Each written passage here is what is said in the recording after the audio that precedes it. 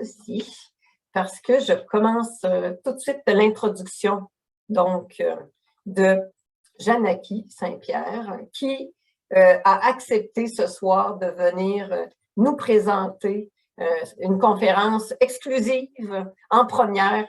Alors, Janaki, tantôt développeuse, Scrum Master, gestionnaire, coach agile, conseillère stratégique et formatrice, elle accompagne depuis plus de 20 ans des individus, des équipes, des organisations dans leur adoption de l'agilité et d'une culture d'amélioration continue.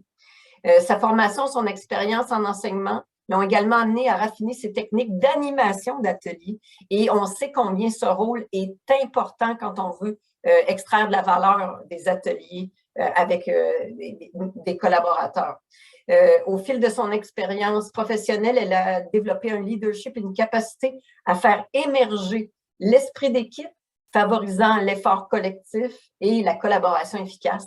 Et en première ce soir, elle nous présente ses constats et ses réflexions sur combien il est avantageux pour une organisation d'investir dans l'intelligence émotionnelle et dans le bonheur de ses employés. Alors, à toi, Janaki.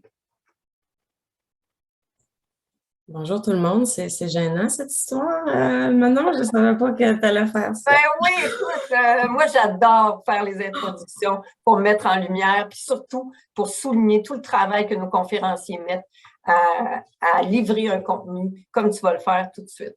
Merci beaucoup, Janaki. Ça fait plaisir. Donc, je vous partage, puis vous me dites quand ça s'affiche correctement. C'est bon, là? C'est parfait. Alors, bonjour tout le monde.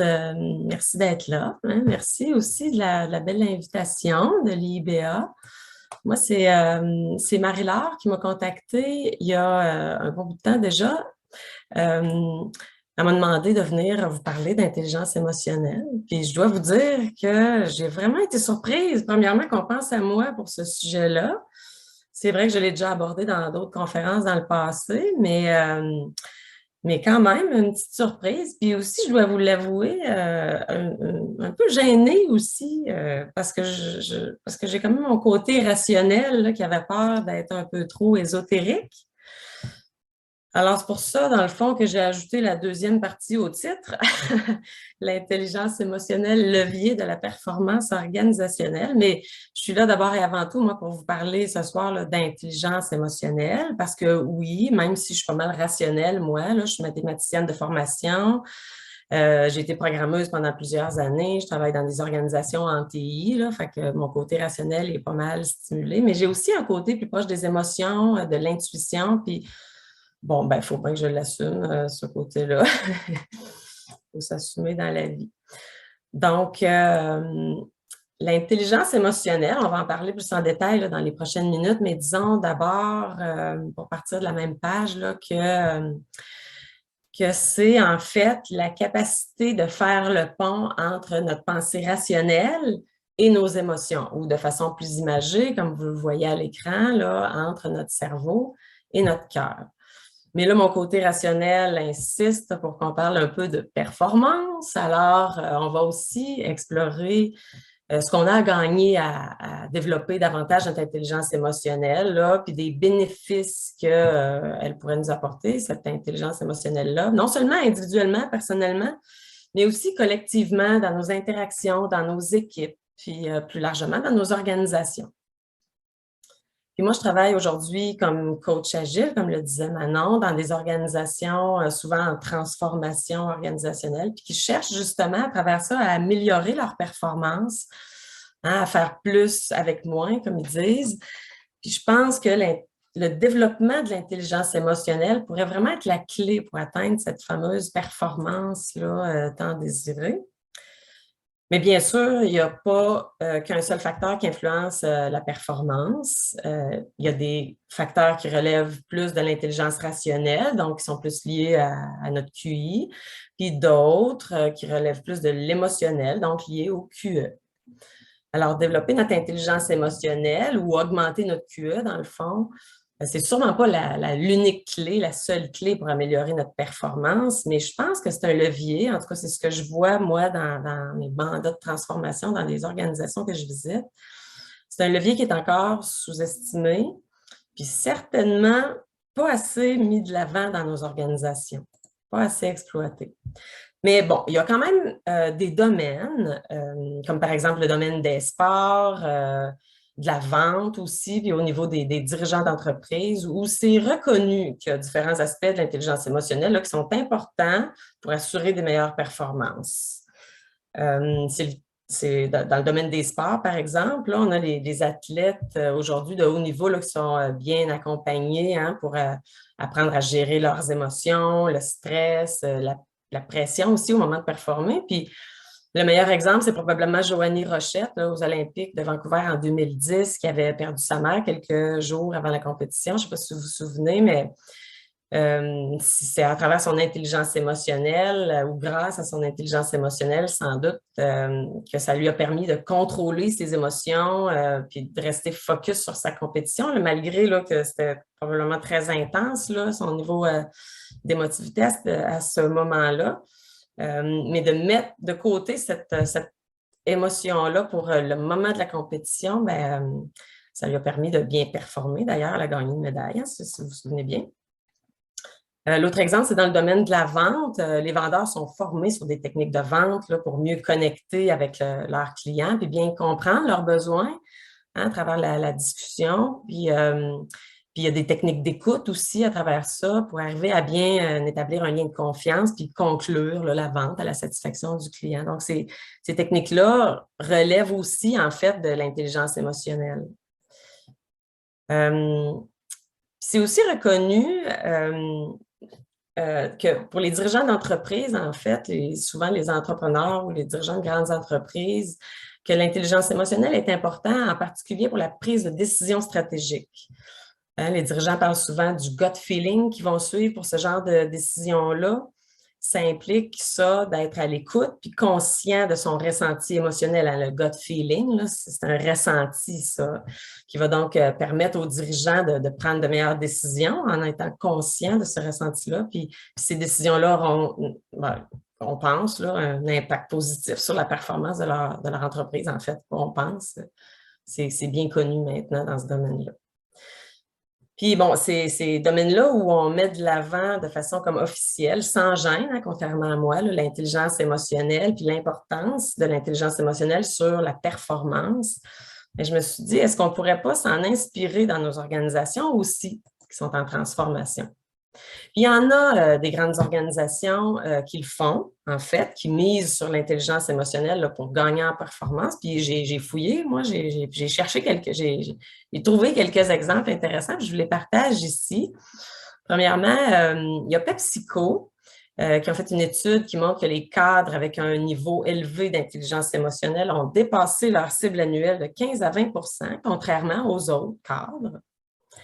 Ensuite, il y a chez L'Oréal, où les représentants en vente là, avec un OQE ont rapporté 2,5 millions de plus en vente que ceux avec un QE plus bas. Ensuite, il y a chez Sheraton, les hôtels Resort Sheraton, où ils ont mis en place une initiative de développement de l'intelligence émotionnelle. Ils ont constaté que ça avait contribué à augmenter la part de marché jusqu'à 24 %. Un autre exemple, c'est chez Amadori, qui est une entreprise ça, dans le domaine de l'alimentation, plus située en Europe, où on rapporte qu'il y a 63 % de moins de roulement d'employés dans les équipes où les managers chez eux ont un QE élevé.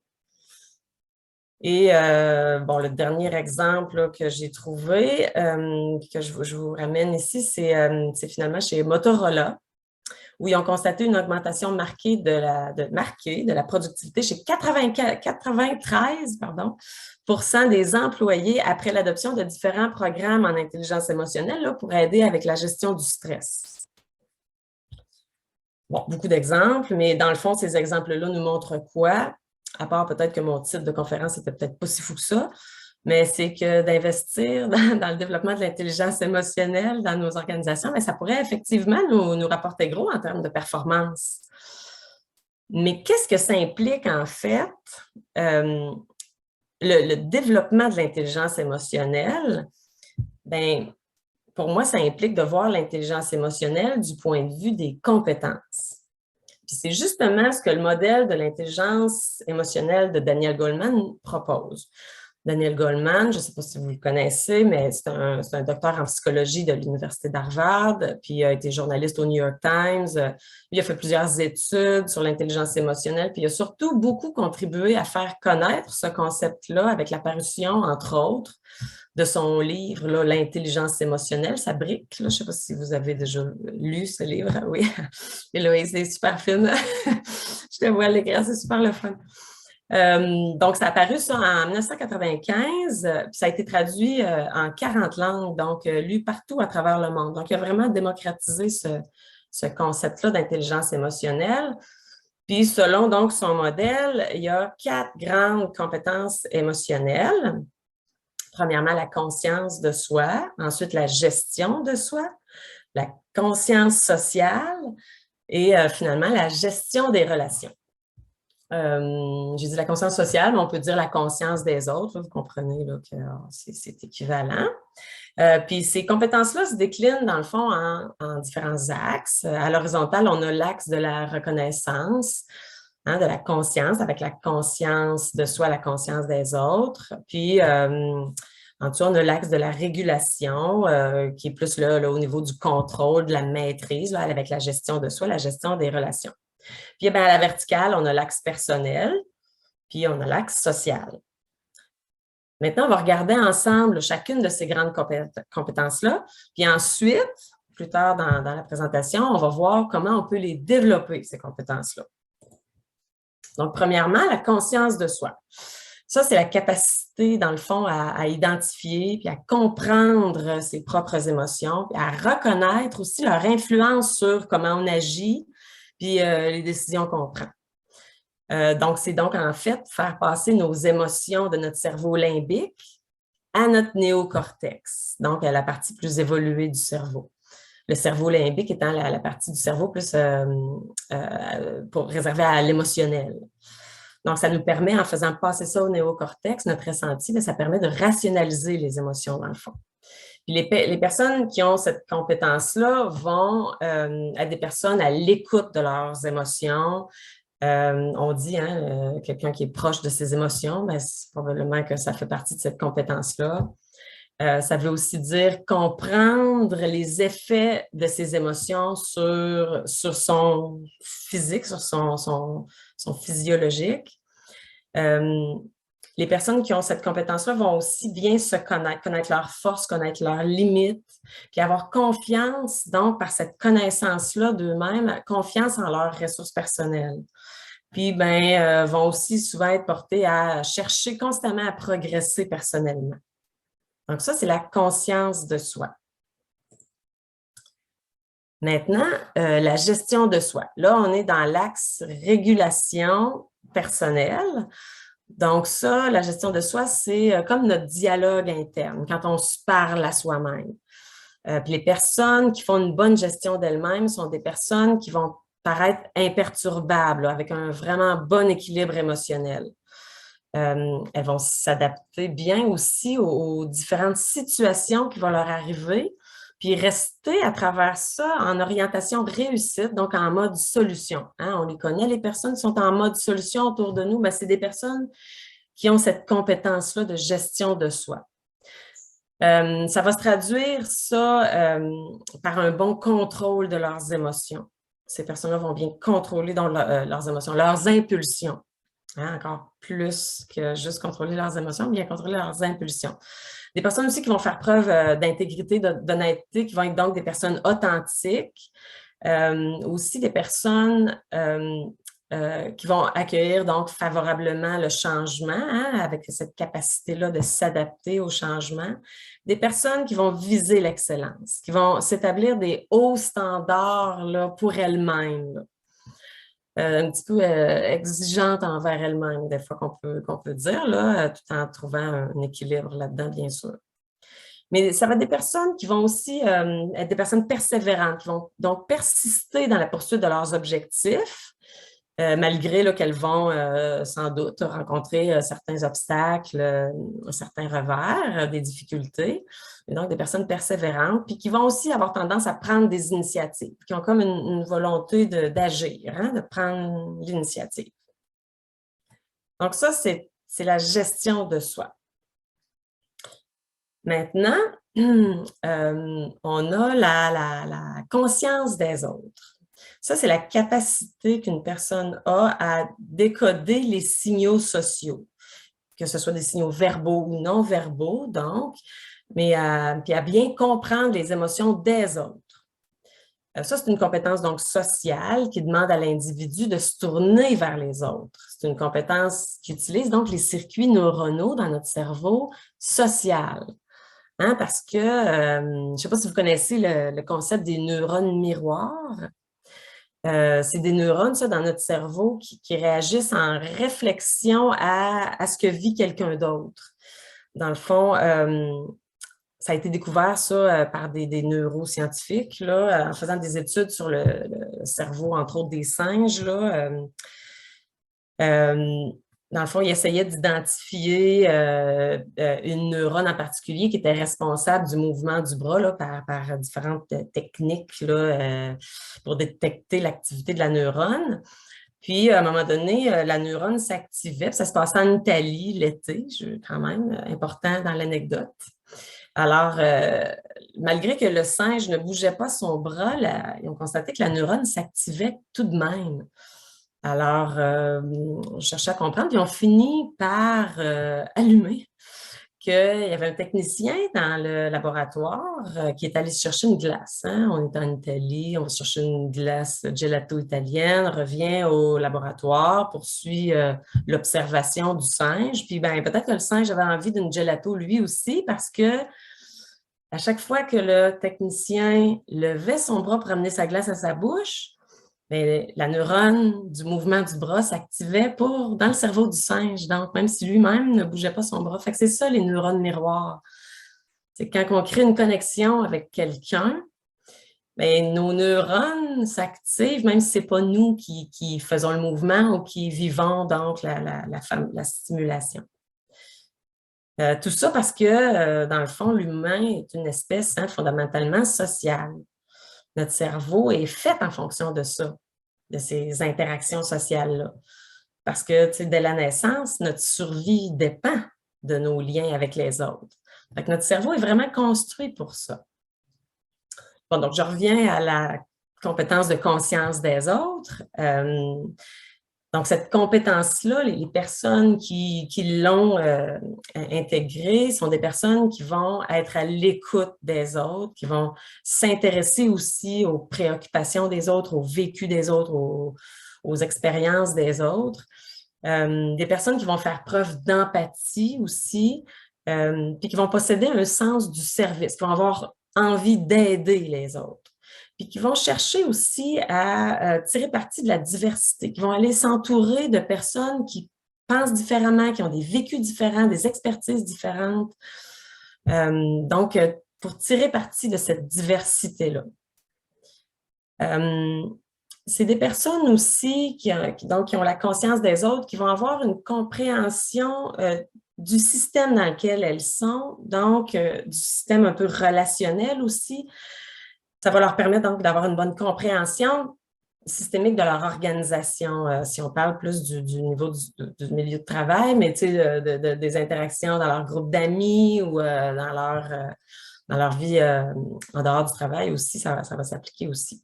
Puis cette vue d'ensemble-là, cette vue systémique-là, ben, va bien sûr les aider à décrypter les enjeux stratégiques là, qui nécessitent une vue d'ensemble. Hein? Donc ça, c'est la conscience des autres. Maintenant, la gestion des relations. C'est la quatrième grande compétence émotionnelle. La gestion des relations, c'est la capacité donc à nouer des liens avec les autres. Hein? Les personnes qui ont cette compétence-là vont, comme par magie, quand ils arrivent dans le groupe, réussir à influencer, à créer une synergie, puis à faire créer comme une espèce de dynamique d'équipe de feu. On a le goût de les suivre, on a le goût d'embarquer avec eux, c'est nos leaders inspirants dans le fond, c'est nos mentors aussi, puis ils vont nous donner le goût de nous dépasser, ces personnes-là. C'est des personnes qui sont fondamentalement aussi tournées vers les autres, hein, comme on disait tantôt. Donc, c'est pas des personnes qui vont, c'est des personnes, je vais dire à positif, qui n'utilisent pas leur influence pour gagner quelque chose personnellement. Ils travaillent pour le succès des autres, le succès collectif, là, puis les objectifs communs. Donc, c'est nos coachs, c'est nos mentors qui nous inspirent. Les gens qui ont cette compétence-là vont avoir une habileté naturelle à travailler en équipe, vont aussi vouloir aider les autres à progresser naturellement, comme une tendance à aider les autres dans leur développement. Vont inspirer, guider les autres aussi, puis avoir une certaine influence aussi sur leur entourage. Ça va être des bons communicateurs, puis des personnes qui vont être capables d'anticiper, de prévenir et de gérer les conflits. Là. Donc, d'avoir les conversations difficiles là, quand les conflits émergent dans un groupe. C'est des personnes, tantôt on parlait d'être capable de s'adapter au changement. Mais ici, avec la gestion des relations, avec cette compétence-là, c'est des personnes qui vont être capables, qui vont bien maîtriser d'initier le changement et de gérer le changement dans leur entourage, dans leur organisation. Donc ça, c'était donc la 4e grande compétence émotionnelle. Maintenant, comment faire pour développer ces compétences-là? Bien, c'est en s'entraînant. Parce que développer les compétences de l'intelligence émotionnelle, là, ça ne s'apprend pas dans les livres, malheureusement. Ça se développe par la pratique, par l'entraînement, grâce à un phénomène qu'on appelle la neuroplasticité. Hein, il y a mon côté rationnel qui revient de temps en temps là, pour vous en pousser une petite. Là. Alors, la neuroplasticité, bon, moi, je ne suis pas une experte nécessairement, là, je ne suis pas neuroscientifique, mais c'est la capacité, ce phénomène-là, du cerveau à créer, défaire, réorganiser les réseaux de neurones, puis les connexions de ces neurones-là. C'est un phénomène, dans le fond, qui se produit tout au long de notre vie.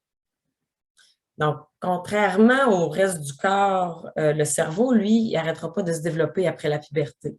Il va continuer de se développer tout au long de sa vie en créant des nouvelles connexions, des nouveaux chemins, des nouveaux circuits dans le cerveau. Et c'est en s'entraînant à créer ces nouveaux chemins-là, en les faisant parcourir une première fois, puis une deuxième fois, qu'à un moment donné, ça devient, comme quand on est entraîné, comme quand on est en forme physiquement, ça devient comme naturel, comme faire du vélo. Alors, donc, c'est en s'entraînant, en s'exerçant qu'on va traverser aussi les 4 stades de développement de l'intelligence émotionnelle qui sont ici et qui sont inspirés de Claude Steiner, qui est un psychologue et écrivain là, franco-américain. Puis, on parle de ces 4 stades-là aussi dans le petit livre là, que j'ai mis à l'écran, là, les 5 clés pour cultiver son intelligence émotionnelle. Donc, ce petit livre-là, si vous voulez aller plus loin, c'est tout petit, puis c'est très digeste, là, très léger, quand même intéressant. Donc, on reprend dans ce petit livre-là les 4 stades. Donc, le premier étant la confusion des émotions. Ensuite, on a la frontière verbale, le décryptage et finalement, l'empathie pour l'interactivité, donc l'empathie dans nos interactions. Puis les 4 grandes compétences émotionnelles qu'on vient de voir de Daniel Goleman sont au cœur de chacun de ces stades-là. Donc, on va travailler les 4 compétences à chacun des stades de notre développement. C'est pas du 1 pour 1, là. En premier, je développe une compétence, ensuite, je développe la deuxième, ensuite la troisième. Non, ça se fait de façon, là, moi, je veux ressortir mon côté coach agile, ça se fait de façon itérative, incrémentale. Alors, premièrement, on va les regarder les 4, dans le fond, les 4 stades de développement ensemble. Puis, je vais vous donner aussi peut-être, là, bien humblement, quelques trucs là, pour franchir chacun de ces stades de développement-là, pour s'exercer. Hein? Donc, le premier stade, c'est la confusion des émotions. C'est le stade, ça, où on a encore de la misère à identifier ses émotions. Hein? Puis même à en être conscient des fois qu'on vit une émotion. Il y en a certains à ce stade-là qui vont être comme engourdis émotivement, puis d'autres, à l'inverse, qui vont le vivre comme une sorte d'hyper-émotivité. Donc, vraiment deux façons de vivre ce stade-là de la confusion des émotions. Quand on est plus du type engourdi, ben là, on est comme mal à l'aise avec sa propre émotivité. Ça peut donner l'impression aux autres qui nous entourent qu'on est froid, qu'on est réservé ou distant.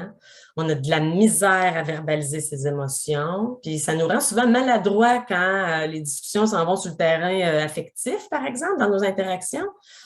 Quand on est un engourdi émotionnel, par exemple, là, on va essayer de se protéger des émotions. Au travail, ça peut se traduire par préférer pas se faire questionner sur sa vie personnelle, hein, pour aller sur ce terrain-là, on reste dans le trait professionnel. Dans le fond, on se forge comme une carapace. Hein, c'est ça, l'engourdissement émotionnel. C'est un signe qu'on est dans la confusion des émotions. Quand on est plutôt du type là, hyper émotif, ben là, on vient submerger par nos émotions qui sont toutes pêle-mêle, comme désordonnées j'allais dire dans notre tête. Mais oui, en fait, tout ça se passe dans le cerveau, fait que oui, dans notre tête. On est, dans le fond, les hyper-émotifs sont comme à fleur de peau, on dit souvent. Puis pour être capable de passer donc au stade suivant, ben on va devoir apprendre à identifier et reconnaître ses émotions. C'est vraiment la base, puis c'est pas si simple que ça dans toutes les circonstances. Alors, donc, on va identifier d'abord les émotions de base, les émotions primaires, exactement comme dans le film de Disney, avec les 5 personnages. Je ne sais pas si vous vous souvenez de ce film-là. Il y avait peur, colère, joie, dégoût et tristesse là, qu'on voyait dans le cerveau là, d'un jeune. Puis ces mêmes émotions de base-là, dans le fond, qui sont présentes dans le film de Disney, se retrouvent, dans le fond, dans toutes les cultures dans le monde. C'est pas spécial à nous, là, en Amérique du Nord. Puis ça va même se retrouver chez certains animaux, en fait. Par contre, il existe différentes manières de les classer, les émotions de base. Il y a des auteurs qui parlent de 8 émotions de base, d'autres 6. Disney en avait mis 5. Il y en a qui parlent de 4, puis il y a même des philosophes orientaux qui vont aller réduire ça jusqu'à 2 seulement, donc l'amour et la peur. Moi, personnellement, j'aime bien ce modèle-ci, qui est tiré d'un livre jeunesse. Alors, on est vraiment dans la simplicité.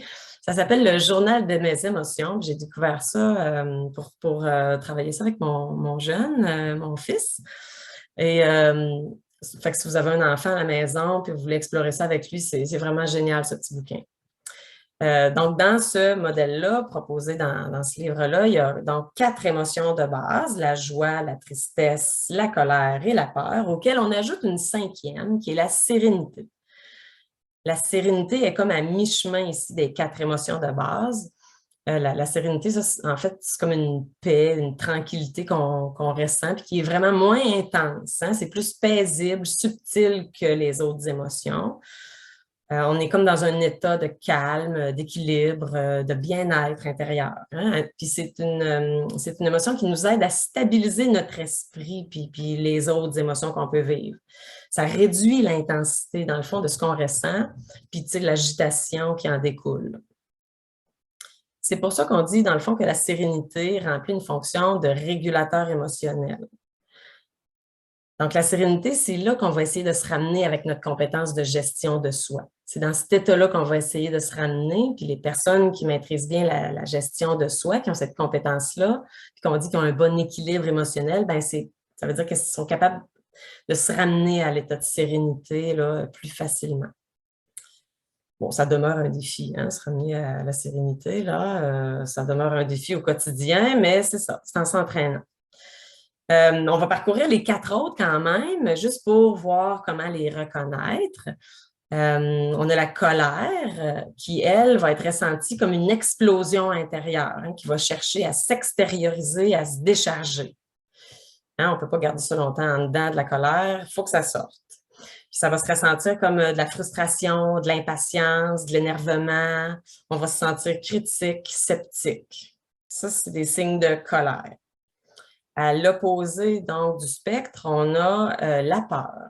Hein? La peur, c'est notre émotion probablement pas probablement, la plus primitive, la plus animale.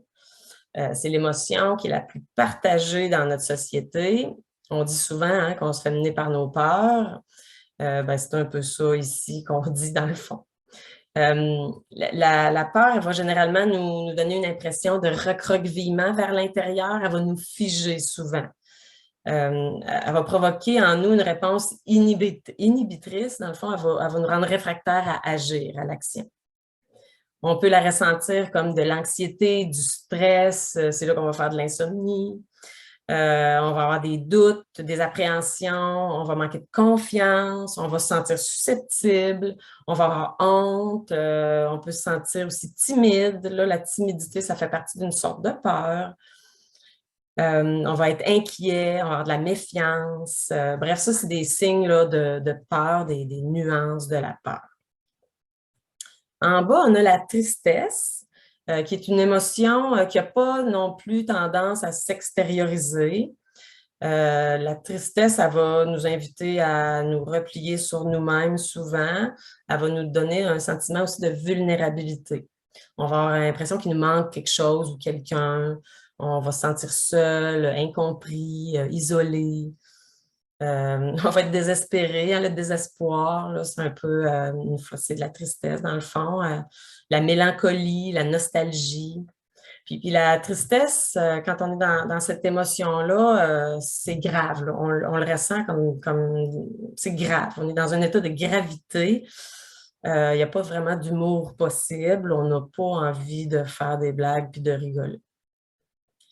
Et pour finir, tout en haut, on a la joie. Donc, une émotion plus positive ici, hein, enfin. Donc, la joie, qui est une émotion extravertie, qui nous pousse, elle, à agir, là, un peu comme la colère tantôt. Elle nous donne envie de nous exprimer, de partager avec les autres aussi. Quand on est joyeux, on a le goût de le crier sur tous les toits, comme quand on est en amour. Hein. L'amour, c'est une forme de joie, dans le fond. On va le sentir comme, on va se sentir contenté ou accompli, satisfait, fier, hein, optimiste. Puis espiègle, là, ça va être le temps de faire des blagues. Là, on va avoir le goût là, de rigoler. Et pour dépasser donc le stade de la confusion des émotions, il faut être capable d'identifier ces émotions-là primaires, là, de base, quand on les ressent, au moment où on les ressent. Pas 3 jours plus tard, là, ah oui, j'étais en colère l'autre jour. C'est au moment où on les ressent, il y a un ressenti physique, être capable de reconnaître ces signes-là puis de dire, ah oui, là, je suis en colère, là, tu sais. Puis ça nous amène au stade suivant, donc une fois qu'on a réussi à identifier ces émotions, au stade suivant de la frontière verbale. Pour franchir la frontière verbale, donc le deuxième stade de développement, il faut apprendre à verbaliser ses émotions. Parce que c'est par la verbalisation de ces émotions qu'on fait le pont entre le ressenti et la pensée rationnelle, donc entre le cœur et le cerveau dont on parlait tantôt. Ça permet aussi, en verbalisant, ça permet de donner du sens à ce qu'on ressent, de diminuer surtout l'intensité de l'émotion, de se ramener à quelque chose de plus proche de la sérénité, dans le fond. Donc, c'est à ce stade-là qu'on va arriver à sortir de sa carapace, puis à émerger, là, sortir la tête de l'eau de nos émotions là, qui nous submergent. Dans notre cerveau, la façon que ça fonctionne, c'est l'amygdale. En tout cas, je ne suis pas une experte non plus neuroscientifique, mais en tout cas, grosso modo, c'est l'amygdale qui détecte les menaces hein, qui surviennent, puis qui nous dicte, là, vous le voyez à l'écran, l'amygdale, la petite lumière rouge, c'est elle qui va aussi nous dicter nos réactions comportementales là, à ces menaces-là. C'est donc notre système d'alarme, l'amygdale. Quand notre amygdale est active, c'est là qu'on ressent là, les émotions négatives là, de stress, d'anxiété, de peur, de colère, puis qu'on va réagir donc en conséquence. Donc, comme un système d'alarme, l'amygdale, elle peut nous sauver la vie. Mais le plus souvent, c'est des fausses alertes, puis il faut juste l'arrêter de sonner. Oups, excusez, je vous ai avancé ça. Hein? Oui, donc, là, on a vu l'amygdale. Maintenant, le néocortex, lui, qui est la partie à l'écran, là, qui est plus en rose pâle. Donc, c'est ce qu'on appelle souvent la matière grise. Ça, c'est la partie des fonctions cognitives plus complexes du cerveau, là, comme le langage, par exemple. Quand on parle, notre néocortex s'active. Là, il y a des études qui démontrent, là, à l'aide d'imagerie par résonance magnétique, que quand le néocortex s'active, l'activité de l'amygdale diminue. Donc, quand on fait passer l'activité vers le néocortex, ça fait diminuer l'intensité de l'émotion, donc du ressenti dans notre cœur. Concrètement, en utilisant le langage, donc pour décrire une émotion comme la peur, le stress, l'anxiété, la colère, on active notre néocortex parce qu'on active les neurones qui s'occupent du langage, donc dans le néocortex, mais on va faire diminuer l'activité de notre amygdale. Ça veut dire qu'on arrête le système d'alarme. On arrête l'alarme de sonner. C'est ça qui réduit l'intensité de l'émotion, ça nous calme, ça nous amène à nous sentir mieux puis à avoir les idées plus claires. C'est pour ça qu'on dit à nos jeunes d'exprimer leurs émotions. Puis donc, il y a vraiment un effet là, physiologique là, sur la verbalisation, donc dans le contrôle de l'intensité des émotions. Donc ça, c'était le deuxième stade. Maintenant, on arrive au troisième, le stade du décryptage. Ça, le décryptage, c'est d'être capable de repérer toutes les nuances là, de la palette des émotions. Là, on a parlé des 4 principales tantôt, la colère, la peur, la joie, la tristesse, mais il y a toutes sortes de nuances et de degrés d'intensité là-dedans. Fait que c'est d'être capable, donc, le décryptage nous permet d'aller comprendre un peu mieux là, ces différentes nuances-là. Mais c'est surtout aussi d'identifier les raisons de nos émotions puis de les associer aux bons événements puis aux bonnes personnes. Pour bien décrypter ces émotions, il faut savoir donc reconnaître les pièges émotionnels qui nous empêchent de vivre souvent les émotions du moment présent. On tombe dans des pièges émotionnels, là, sont très tentants, mais on va voir, il y en a quelques-uns, je vais vous en montrer 4 ici. On va voir qu'en se défaisant de ces pièges-là, c'est là qu'on arrive à se démêler dans ces émotions pour pouvoir bien les comprendre puis réagir adéquatement là, de façon réfléchie. Le premier piège dont on parle ici, c'est l'élastique. L'élastique, qu'est-ce que c'est? Ça, c'est quand une émotion est comme démesurée là, dans son ressenti, là, démesurée par rapport à la situation présente. Puis c'est quand c'est cette émotion-là qu'on vit est liée à une situation du passé qui ressurgit à travers la situation présente. C'est comme si la situation actuelle déclenchait comme ou réactivait une ancienne émotion qui était restée bloquée, là, comme si l'élastique était trop étiré puis que là, ça claquait. Donc, on va vouloir se détecter d'abord qu'on est dans un piège d'élastique dans notre réaction, hein, dans notre ressenti de notre émotion, puis on va vouloir aller les décrocher, ces élastiques-là, puis réagir là, de façon réfléchie en fonction de la situation actuelle et non de la situation du passé. On va quand même vouloir réfléchir aussi, mais peut-être une fois la situation plus calme, je dirais. Maintenant, le deuxième piège, puis là, moi personnellement, c'est celui dans lequel je tombe le plus souvent, c'est l'émotion parasite. L'émotion parasite, elle vient comme remplacer une émotion qu'on vit ou masquer une émotion. C'est un réflexe qu'on développe souvent pour cacher, c'est ça, camoufler une émotion qu'on aurait jugée comme interdite ou dangereuse. Ça vient souvent de l'enfance, ça, ces réflexes-là qu'on développe, ou en tout cas par l'apprentissage, comme par exemple un enfant qui boude au lieu de réclamer directement de l'attention. Ou quand on fait semblant d'être joyeux ou qu'on répond que tout va bien au travail pour cacher une tristesse ou une déprime, parce que ça, ben, ça ne se dit pas au travail. Hein? On est des professionnels.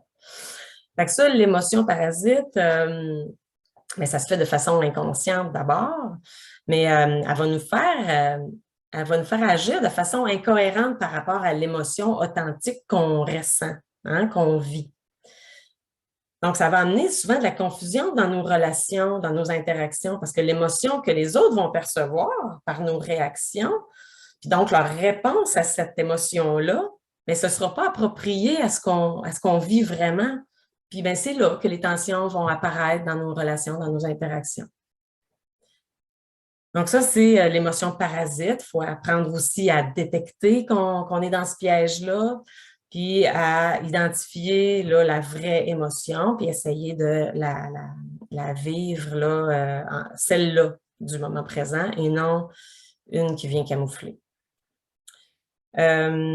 Troisième piège, la collection de timbres. Ça, c'est l'accumulation, dans le fond, d'émotions qu'on refoule, hein, qu'on s'interdit d'exprimer au fur et à mesure. On accumule ça dans une belle collection jusqu'à ce que la collection déborde puis que l'émotion devienne vraiment disproportionnée par rapport à la situation là, vécue. C'est comme l'eau, dans le fond, dans le vase, là, la goutte qui fait déborder le vase, c'est un peu l'équivalent. Puis il faut dans le fond, il ne faut pas attendre que la collection déborde pour distribuer des timbres là, autour de nous. Hein? Ce n'est pas une collection qui vaut la peine de faire. Donc, on essaie aussi de détecter ça. Oh, je suis en train d'accumuler, ma collection s'en vient assez bien garnie. Je devrais peut-être aller distribuer quelques timbres ou d'en prendre un petit tapon de timbres puis aller les remettre aux personnes là, concernées. Hein? Donc, ça, c'est la collection de timbres. Et le dernier piège dont je voulais vous parler, c'est la projection. Ça, c'est un mécanisme, dans le fond, qui consiste à attribuer aux autres ses propres émotions, ses propres besoins, désirs, valeurs, là, et tout ce qui s'ensuit. Donc, ici aussi, nos actions vont être inappropriées parce qu'on va répondre à l'autre, à ce qu'on perçoit de l'autre, mais avec une fausse interprétation, donc, de ce qu'il vit. Parce qu'on va penser qu'il pense exactement comme nous et qu'il réagit exactement comme nous. Puis ça risque ça aussi d'amener de la frustration dans les relations puis de créer donc des relations malsaines. Puis pour se sortir de ce piège-là, il faut se questionner d'abord sur nos interprétations de ce que ressentent les autres, puis plutôt peut-être que d'interpréter, d'aller valider. Est-ce que j'ai bien compris? Puis de questionner l'autre, de s'intéresser à ce que lui ressent, pour être certain de bien le comprendre, puis donc d'agir adéquatement. Donc, c'est en s'entraînant à détecter ces différents pièges-là, puis à s'en sortir de ces pièges-là aussi, des pièges émotionnels, qu'on va arriver au stade suivant, là, par la pratique, au stade suivant, à l'empathie dans nos interactions. L'empathie pour l'interactivité. Donc, à ce stade-là, on va vouloir utiliser nos compétences, on va se pratiquer à utiliser nos compétences émotionnelles personnelles dans nos interactions, pour nos relations avec les autres, au profit de nos interactions avec les autres. Donc, en transposant nos compétences acquises au niveau personnel pour identifier nos émotions de base, les verbaliser, détecter les pièges, les différentes nuances aussi des émotions puis les différentes intensités dans nos relations avec les autres, ça va nous permettre d'être capables donc là, de passer à ce stade-là, à l'empathie pour l'interactivité. C'est ça, dans le fond, l'empathie pour l'interactivité.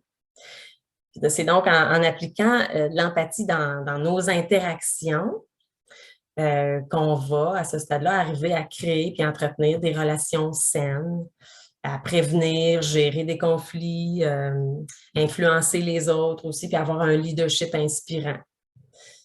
Donc, c'est ça l'empathie pour l'interactivité, c'est d'appliquer de l'empathie dans nos interactions avec les autres, puis nos compétences émotionnelles au bénéfice de nos interactions avec les autres. Puis pour ça, donc, il faut apprendre l'empathie, il faut pratiquer, hein, parce que ça aussi, ça s'entraîne. Il faut développer notre empathie. Puis je vais vous donner quelques trucs là, ici pour quelques pistes peut-être pour apprendre l'empathie ou pratiquer l'empathie. Bien, d'abord, c'est de se mettre en quête de nouvelles perspectives, nouvelles expériences. Qu'est-ce que ça veut dire, ça? C'est aller à la rencontre des autres, dans le fond. Chercher à connaître d'autres réalités. Ça peut se faire à travers des lectures, des films, puis ça peut être du documentaire ou de la fiction, hein, parce qu'à travers la fiction, on va s'intéresser aux autres. Bien, on va s'identifier à un personnage qui est souvent complètement différent de nous-mêmes. Puis c'est ça, dans le fond, pratiquer l'empathie, c'est d'essayer de se mettre dans les chaussures de quelqu'un d'autre, quelqu'un de différent de nous. D'aller converser aussi avec un nouveau collègue, faire du bénévolat dans un organisme aussi, ça peut être une bonne façon d'aller rencontrer des gens de d'autres milieux, d'autres cultures aussi. Donc, bref, c'est d'être curieux à propos des autres au-delà de notre cercle social habituel. Donc, sortir de ce qu'on connaît, aller à la découverte des autres façons de voir la vie, c'est ça, les autres expériences, les autres cultures. Donc, ça, c'est la première piste pour développer son empathie. Ensuite, on a aussi saisir l'opportunité d'établir des connexions émotionnelles. Parce que l'empathie, ça va se développer pas seulement en écoutant, mais aussi en s'ouvrant émotionnellement à l'autre. Hein, c'est pas seulement par l'écoute, c'est aussi en s'ouvrant, en se montrant vulnérable dans nos interactions avec les autres. Une autre bonne piste, donc, pour développer son empathie. Puis la dernière, c'est d'être conscient ou de prendre conscience de ses préjugés. Hein, des préjugés, on en a tous, c'est normal, mais ça a un impact sur notre capacité à être empathique avec les autres parce que ça va nous causer souvent des fausses perceptions des autres. Puis c'est souvent ces mêmes préjugés-là qui vont nous rendre moins enthousiastes, hein, moins enclins à l'idée d'essayer d'être empathique avec certaines personnes. Fait que, la plupart des préjugés sont inconscients. On n'en a pas conscience de ça. Fait que l'idée, la première étape, c'est d'en prendre conscience, justement pour être plus conscient de soi-même et des autres, pour favoriser donc l'empathie. Il y a des tests sur Internet, là, des tests automatiques là, pour découvrir c'est quoi nos préjugés. Quand même intéressant, ça prend quelques minutes, puis ça peut aider la prise de conscience. Donc, c'était ça les 4 grands stades de développement de l'intelligence émotionnelle, mais c'est vraiment donc par une prise en charge personnelle qu'on va développer nos compétences émotionnelles en passant par ces différents stades-là. Maintenant, tu sais, qu'est-ce que nos organisations peuvent faire pour nous aider à développer notre intelligence émotionnelle puis à agir avec ou à interagir avec empathie au travail? Bien, concrètement, vous allez trouver ça peut-être un peu simpliste, mais tu sais, elle devrait simplement nous réserver du temps, hein, des moments, nos agendas pour créer des connexions, puis juste s'entraîner à avoir des interactions donc teintées d'empathie, puis à se pratiquer à verbaliser, identifier nos émotions, puis apprendre à connaître les autres. Des rencontres donc avec sans autres objectifs, là. Donc, pas de plan d'action qu'il faut qu'ils sortent de là, puis qu'on va mettre en place. Là. Des rencontres qui servent juste à ça, pour seul but de prendre le temps de se parler, de s'écouter, de connecter. Ça peut paraître contre-intuitif là, quand on veut augmenter la performance de notre organisation. Hein, puis il pourrait aussi y avoir des personnes un peu réfractaires à ce genre de rencontres-là, hein, qui ont le goût d'être dans l'action. Bon, je me dis que c'est peut-être parce que ces personnes-là ont encore une grosse carapace, mais on va rester empathique et bienveillant. J'ai peut-être un argument là, pour les rassurer. En fait, c'est une étude de l'Université de la Caroline du Nord qui révèle qu'ils ont interrogé là, une multitude d'organisations puis des employés donc de divers profils. Puis, ils ont fait ressortir avec cette étude-là qu'il y a 53% des employés interrogés qui disaient avoir perdu du temps au travail à s'inquiéter d'une confrontation passée ou anticipée avec un collègue. Hein, 53%. Il y en a 28% donc des répondants qui disaient avoir perdu du temps au travail à tenter d'éviter les confrontations. Puis il y en a 37% là, des personnes interrogées qui disent s'investir moins pour leur employeur en raison d'une altercation survenue au travail. Là. Il y aurait donc un gain en performance là, non négligeable qu'on pourrait aller chercher ici là, avec un petit peu plus d'empathie dans nos interactions au travail, un petit peu plus d'intelligence émotionnelle. Puis c'est là aussi, donc, le développement de l'intelligence émotionnelle là, peut devenir un levier intéressant pour nos organisations qui cherchent justement à améliorer leur performance. Puis, à travers tout ça, moi, j'espère qu'on arrivera collectivement à connecter un peu plus notre côté rationnel à notre côté émotionnel, puis à mettre à profit notre intelligence émotionnelle dans nos organisations, quitte à avoir l'air, comme moi, un peu trop ésotérique. C'était ça. Merci, Janaki. Merci. Quel défi on a, hein, se donner des dates émotionnelles entre collègues. C'est vraiment beaucoup de prise de conscience ce soir. Dans un milieu, en fait, je pense que je vais... Tu peux départager ton écran ou... Je ne sais pas comment faire. Non, je vais le faire. C'est bon. Yes. Tu te souviens du test l'autre fois? Oui, c'est vrai. Je pense que j'ai réussi. Oh non, stop share. Oui, c'est moi. Bon, voilà. Alors, merci beaucoup. Je pense que ça nous éclaire, ça nous donne des devoirs émotionnels. On est souvent dans le savoir, le savoir. Et là, c'est beaucoup dans le savoir vivre nos émotions. Les reconnaître, c'est ce que j'ai retenu. Si vous avez des questions, des commentaires, vous pouvez les poser directement dans le chat. Et si vous n'en avez pas, on va poursuivre tout de suite avec le panel de discussion sur le même thème. Et j'inviterai notre modératrice ce soir, coach professionnelle elle-même et vice-présidente expérience à IBA Région de Québec, Ginette Deschaines, à venir à l'écran. Bonjour, bonsoir tout le monde. Bonsoir tout le monde. Merci Manon justement de cette belle présentation-là. Effectivement, je suis VP expérience à IBA Québec, donc très fière d'être VP. Donc, expérience pour vous, justement, l'intelligence émotionnelle est très, très significative pour moi. Janaki, d'abord, merci énormément de cette belle conférence, très intéressant. Et sache que pour moi, tu n'es pas ésotériste, au contraire, c'est très pertinent, très contextuel ce que tu apportes ce soir. On entend beaucoup. Une petite phrase qui me vient rapidement en tête, c'est ce qu'on dit souvent en coaching, c'est connect before correct. Donc, justement, il faut connecter avec les gens avant de vouloir amener des solutions, des améliorations, et ainsi de suite. Donc, c'est la petite phrase magique qui me sortait en tête au moment où tu faisais ta conférence. Donc, très intéressant aussi, les aspects un petit peu plus théoriques que tu as apportés, puis très, très concret quand même, que c'est facile d'avoir une base commune de référence.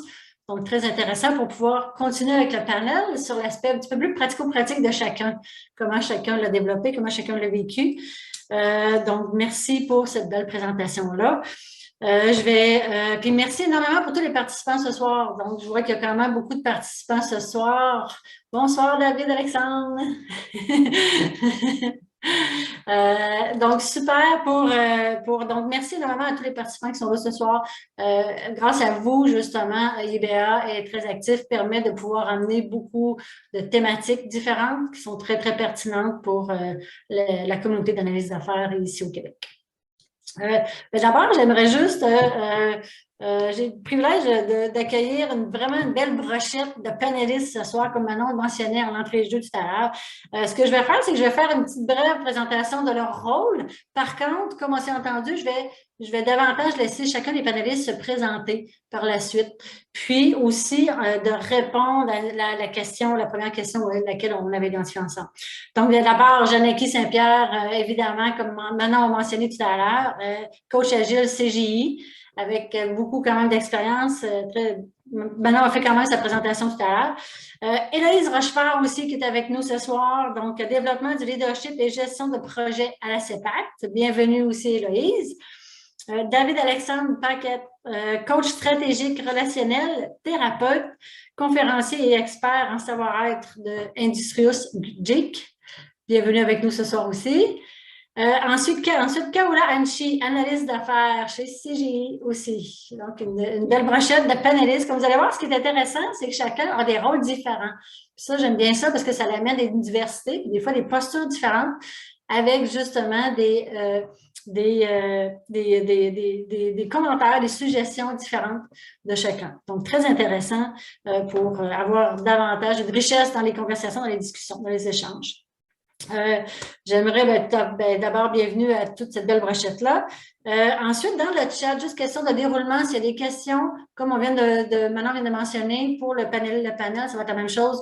Les questions dans le chat. Ensuite, au moment opportun, Manon va gérer les questions, puis on va voir à quel moment que ça serait important d'amener les questions. Sinon, à la fin, et sachez que par après, s'il y a des questions qui sont dans le chat qui n'ont pas été répondues, on va pouvoir y répondre après la période de panel dans un autre temps à ce moment-là.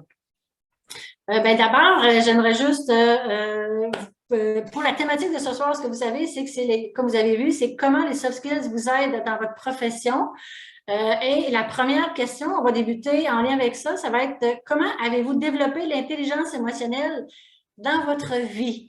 Alors, je débuterai avec Héloïse d'abord pour te présenter et ensuite répondre à la question. Héloïse, en tant que, justement, en gestion de projet à la CEPAC. Oui, en fait, ma présentation va vous donner un peu un portrait de comment l'intelligence émotionnelle est arrivée dans ma vie.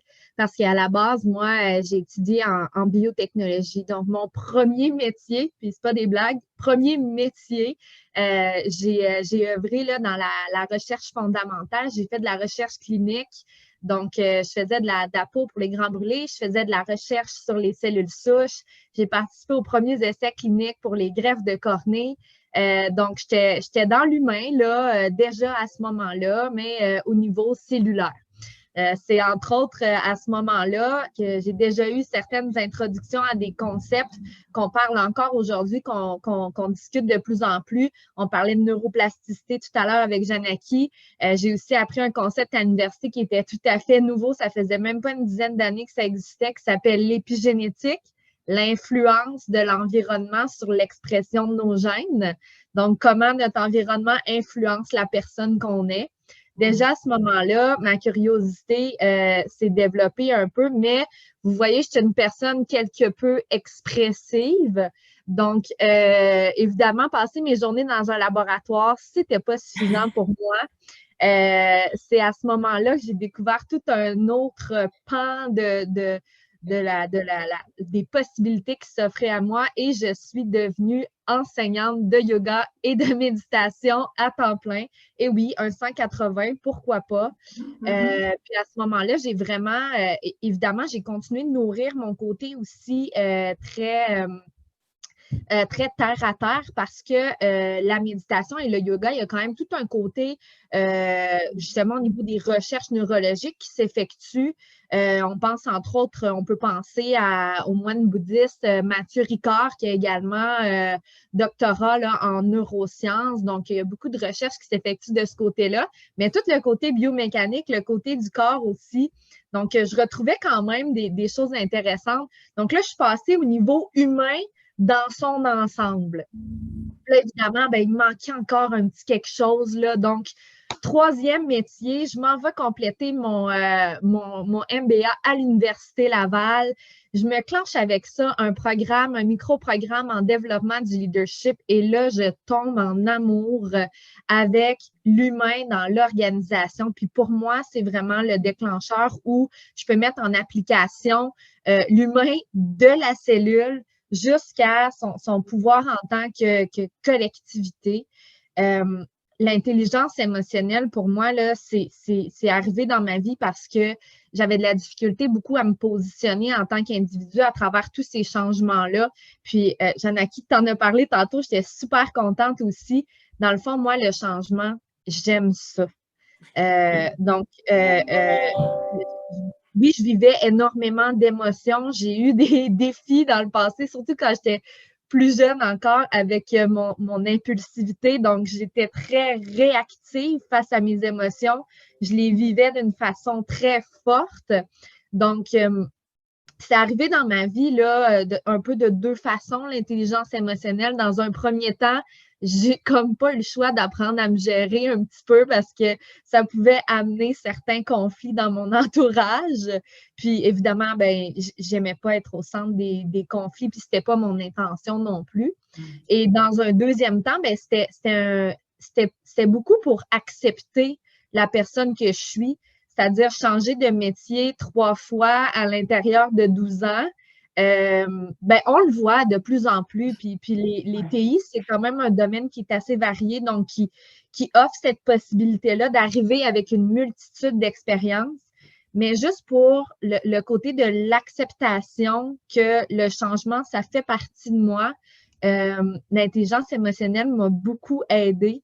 Donc, ce côté d'acceptation-là a été très présent pour moi. Donc, comme vous pouvez voir, là, dans un premier temps, pour moi, ce qui a été, puis ça représente beaucoup ce que tu as présenté, Janaki, dans les cadrans, là, dans la première portion un peu de la présentation. Pour moi, ça a été vraiment au départ du côté personnel que je suis allée chercher mon intelligence émotionnelle, plutôt dans ma vie personnelle, dans ma façon d'interagir. Puis, ça a découlé ensuite dans mon métier, donc en tant que gestionnaire de projet. Je peux mettre en application ces qualités-là de l'intelligence émotionnelle qui sont maintenant inhérentes là, à ma façon d'être. Donc, je dirais que c'est un peu mon parcours et comment l'intelligence émotionnelle est arrivée dans ma vie.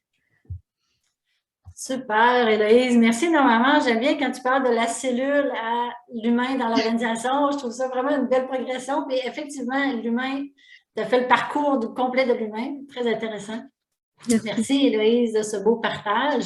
Le 180 degrés aussi, hein, très intéressant au niveau personnel. Maintenant, j'aimerais bien entendre Kaoula. Kaoula, qu'est-ce que toi, tu pourrais nous dire par rapport à comment as-tu développé l'intelligence émotionnelle dans ta vie après pouvoir te présenter, s'il te plaît?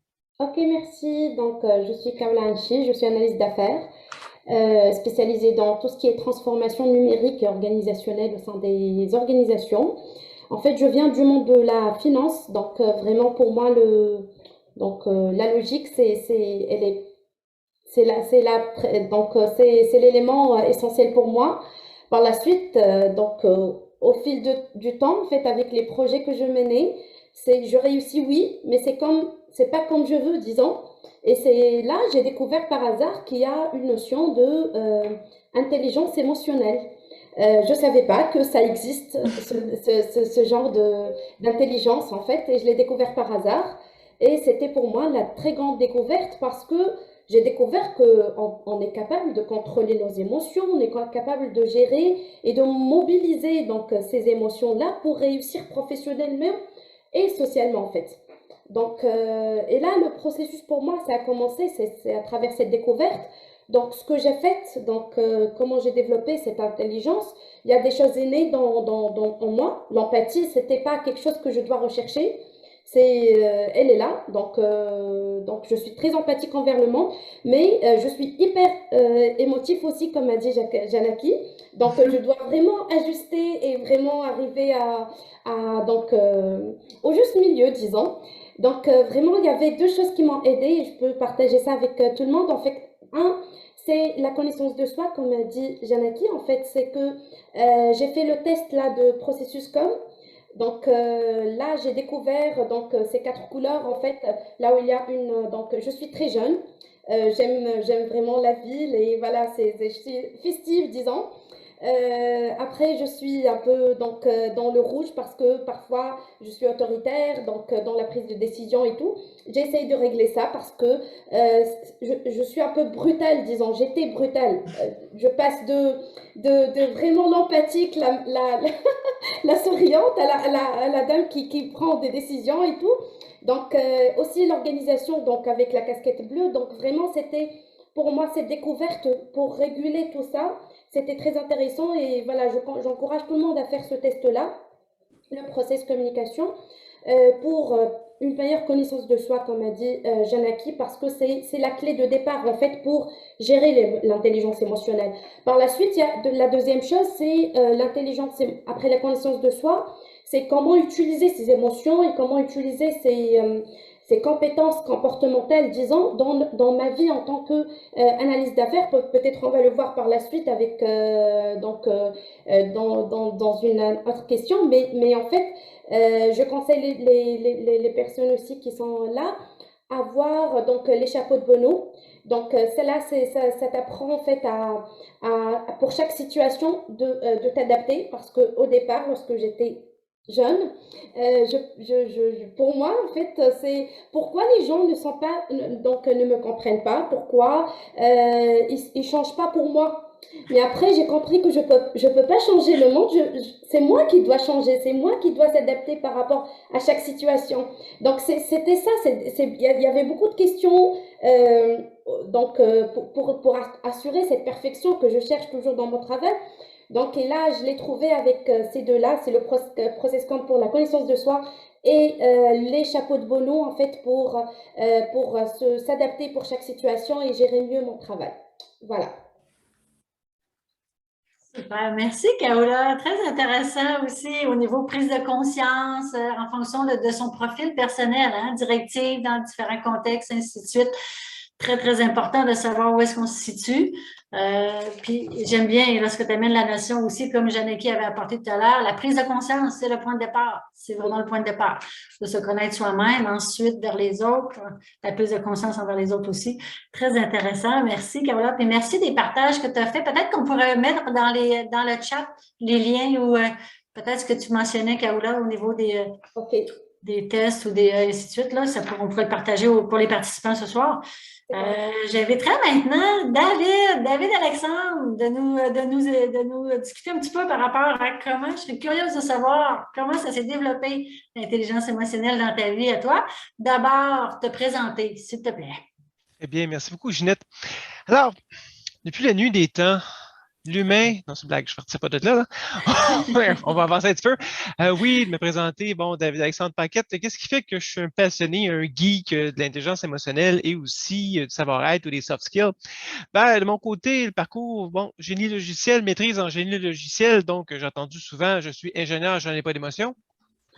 OK, donc t'en as, ben oui, t'en as, regardons ça. Et de mon côté, j'ai commencé soutien technique. Donc, quand on appelle mon clavier fonctionne pas ou l'ordinateur fonctionne pas. Et j'ai monté jusqu'à gestion de projet, gestion de programme, gestion de portefeuille, gestion d'un bureau de projet avec au-dessus de 60 gestionnaires de projet à ma charge. Et en même temps, j'étais le plus jeune de la gang. Et j'étais le gestionnaire. Donc, dans une position où on apprend sur le tas, on apprend un peu certains trucs, etc., on y va par intuition.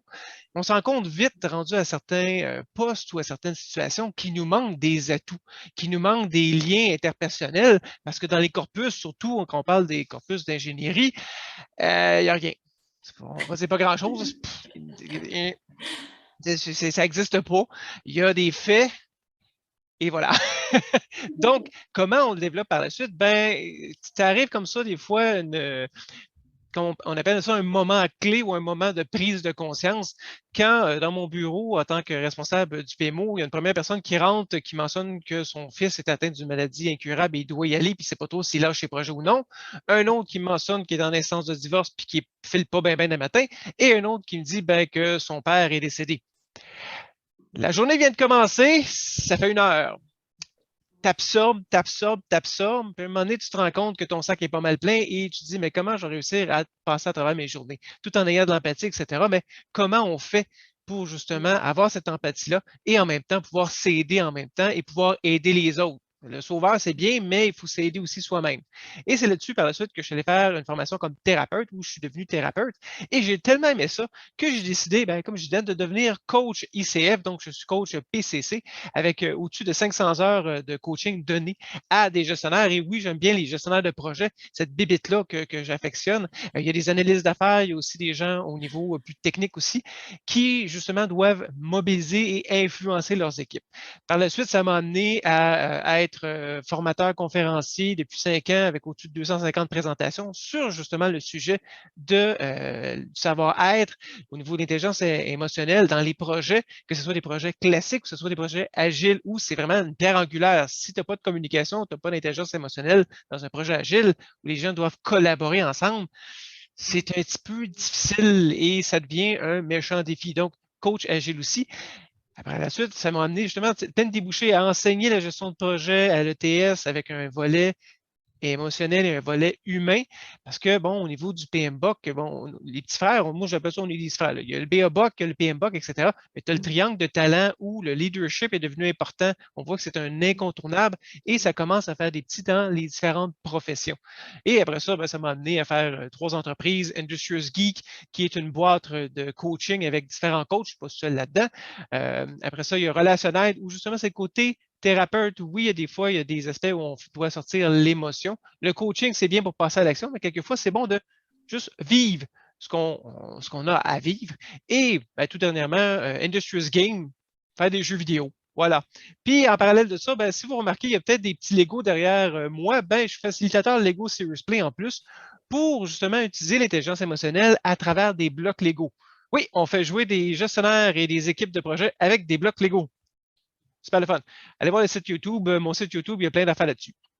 Donc ça m'a amené ce parcours-là à justement comprendre, apprécier et voir l'utilité de l'intelligence émotionnelle et l'inclure dans ma vie. Et quand on parle de vie, là, on dit vie professionnelle peut-être, là, mais ouvrons donc un peu plus vie personnelle aussi, parce que ça fait un tout.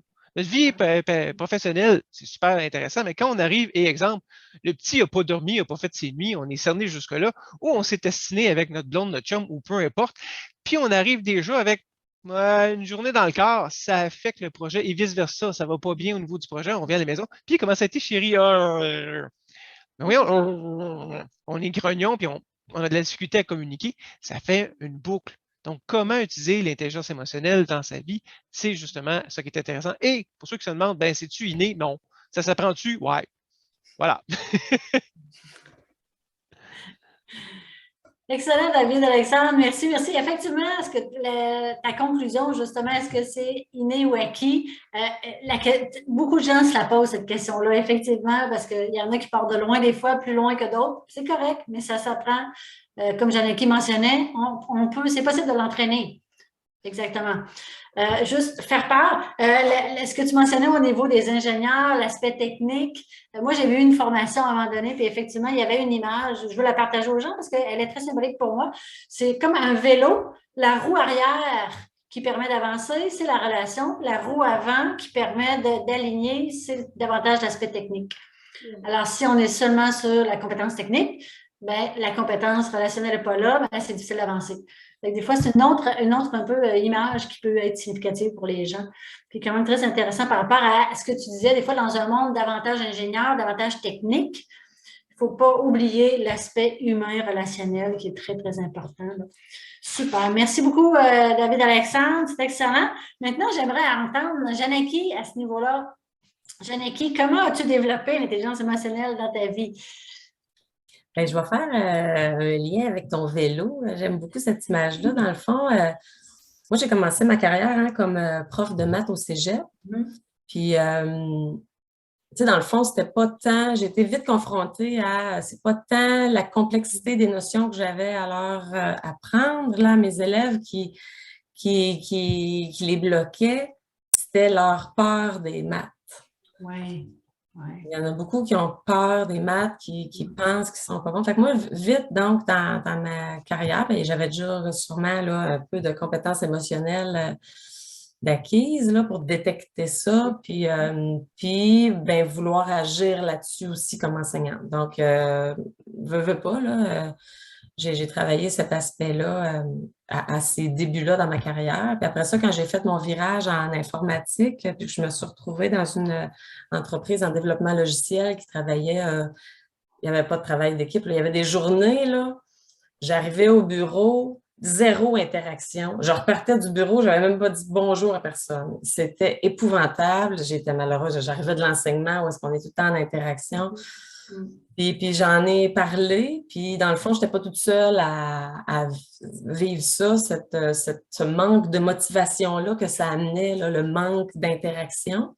Ouais. Et bien, on s'est mis à travailler en équipe, puis on a adopté l'agilité éventuellement. Fait que c'est un peu ça aussi qui permet de développer son intelligence émotionnelle, là, hein? Puis de s'intéresser à ça aussi, parce qu'une équipe, c'est pas juste en regroupant quelques personnes ensemble que ça va bien. Fait que c'est ça. Il y a toujours la dualité des deux roues de ton vélo, exactement. Là, tu sais. Puis que je voyais bien qu'il manque une. Là, il va falloir s'occuper de l'autre roue. Là. On s'est occupé d'une, il va falloir s'occuper de l'autre parce que ça avance pas. Là. Fait que moi, dans le fond, toute ma carrière, j'ai vécu ça, j'ai ressenti ça, puis le besoin d'aller plus loin, puis de faire avancer les choses. Mais je vais aller peut-être dans une autre direction, peut-être en lien un peu avec ce que tu disais, David Alexandre. Mais moi, je l'ai beaucoup développé sûrement là, avec mes enfants. Ah oui. Hein, on dit que les enfants viennent chercher le meilleur en nous, mais pas juste le meilleur. Ils viennent chercher des fois tout court. Émotion. Oui, c'est ça. Puis pour leur apprendre aussi à gérer leurs émotions à eux, parce que des fois, nous, ça devient comme un peu naturel, hein, comme le vélo, là, ça se perd pas. On l'a appris petit, puis mais au fil des ans. Mais avec mes enfants, il a fallu que je refasse un autre petit tour de roue pour rester dans la métaphore. Donc c'est ça. Je pense que c'est comme ça que l'intelligence émotionnelle, dans le fond, a toujours été là, aussi loin que je me souvienne quand j'étais petite. Moi, je voulais aider mes parents à bien s'entendre avec mon frère, là, puis c'est ça, moi, qui m'intéressait dans la vie, là, créer des liens, puis tisser des liens, puis aider les interactions. Là, fait que c'est pour ça que ça me parle, l'intelligence émotionnelle. Exact, super, excellent, merci. C'est en lien avec ce que David Alexandre disait aussi tout à l'heure, que c'est un tout, hein? L'intelligence émotionnelle, c'est nous, c'est autant personnel que professionnel finalement, parce qu'on ne peut pas distinguer notre côté personnel complètement du professionnel. Puis j'aime bien quand vous amenez cet aspect-là, parce que des fois, on a tendance à vouloir mettre une barrière entre les deux. Puis c'est ce qui amène une distinction justement au niveau relationnel, au niveau intelligence émotionnelle. Puis, oui, très intéressant. Si maintenant, on continue avec une deuxième question qui serait davantage en lien avec ce qu'on avait comme question, c'est comment les soft skills vous aident dans votre profession? Davantage au niveau professionnel, lorsque faire le lien avec la conférence de Janaki, justement, au niveau performance organisationnelle. David, si on commence avec toi en tant que coach stratégique, relationnel, thérapeute, conférencier, j'aimerais voir comment, au niveau professionnel, ça pourrait se développer. Comment ça se développe ou comment ça m'aide dans ma profession? Oui, comment ça t'aide, c'est-à-dire. OK, parfait. Ça se développe aussi, oui. Ouais, ça se développe. Ça, on va sûrement en parler, les différentes personnes vont le mentionner. Comment ça m'aide dans ma profession? C'est un peu inhérent à la profession. Tu sais, je fais une petite analogie, là. Un projet, à un moment donné, c'est réalisé avec des personnes. À moins que tu fasses un projet tout seul, là, où, comme Janaki mentionnait, malheureusement, tu rentres, puis tu parles à la personne, puis tu ressors après. D'habitude, tu parles avec des gens. Puis des personnes, c'est des interactions, c'est des relations. Puis des relations, ça implique de l'intelligence émotionnelle. Fait qu'au bout de la ligne, dans un projet, vous impliquez votre intelligence émotionnelle par vos communications et par vos interactions. Fait qu'à un moment donné, ça fait partie de notre travail. Et comme on dit, Janaki, avec les enfants, avec la famille aussi, ça fait partie de tous ces échanges-là. Dans le fond, l'intelligence émotionnelle, c'est être humain. Et c'est de développer justement notre humanité en pouvant détecter, notre émotion, qu'est-ce qui se passe en nous, pouvoir détecter l'émotion des autres. Et ici, je mets un petit bémol là-dessus, c'est oui, on détecte l'émotion des autres, mais c'est très important aussi d'aller la valider. Je pense qu'elle est en colère. J'aimerais valider avec toi, est-ce que tu es en colère? Donc, on y va au niveau, il y a des perceptions, mais on va valider la perception vers l'autre, à moins que vous soyez Nostradamus ou que vous puissiez déterminer les numéros de la loto. Là-dessus, félicitations, vous êtes extraordinaire. Bien rare. En tout cas, je ne l'ai pas rencontré à date, là. Bien rare. Donc, normalement, on va valider vers les autres. Puis, puis au niveau de la littérature, je vous dirais comment ça aide aussi. Puis, des petits trucs pratico-pratiques. oui, ça se développe, mais comment on peut, dans nos interactions comme analyse d'affaires ou dans nos interactions en tant que membre d'une équipe projet, exemple, comment on peut le positionner et le développer. Puis c'est ce que j'utilise aussi, puis c'est ce que je propose au niveau, bon, les formations que je donne chez Hydro-Québec, parce que j'accompagne des gestionnaires de projets à Hydro-Québec. Puis je vais aller au niveau, tu sais, qu'est-ce qu'on entend. Donc, la littérature, on parle de écouter pour comprendre et non pour répondre. Déjà là, on part que, oui, on parle. Le barbu, il parle, justement, oui, mais écoutez aussi. C'est super important. Et comment on sait si on fait de l'écoute active? En coaching, quand on dit que tu fais de l'écoute active, normalement, c'est quand la personne parle, tu ne réfléchis pas à qu'est-ce que tu vas y répondre du tac au tac. Tu écoutes. Puis là, un petit truc, une petite phrase clé, là, c'est j'entends bien ce que tu m'as dit. On valide avec la personne ce que la personne a dit. Puis par la suite, ben, on est à même de pouvoir, OK, j'ai bien compris, parfait. Voici ce que je te propose. Donc, déjà là, ça amène à être en position d'écoute. Et on sait, pour avoir les besoins des utilisateurs, là, des fois, ça demande de l'écoute. Poser davantage de questions que faire des affirmations. Soyez curieux. En coaching, on appelle ça des questions ouvertes. Est-ce que tu pourrais m'expliquer comment tu fais ton travail? Ou vous avez un collègue qui arrive en retard. Donc, deux moyens. Bon, est-ce que tu pourrais m'expliquer pourquoi tu arrives en retard dans les rencontres plutôt que, ouais, ça n'a pas l'air à t'intéresser fort, ce projet-là, hein, tu arrives tout le temps en retard. Peux-tu m'expliquer pourquoi? C'est grossier, mais on voit que c'est déjà biaisé, puis je viens de dire que ça ne tente pas vraiment au niveau du projet. On reste ouvert, mais on pose au niveau de ces questions-là. Et c'est la place au silence dans les différents échanges.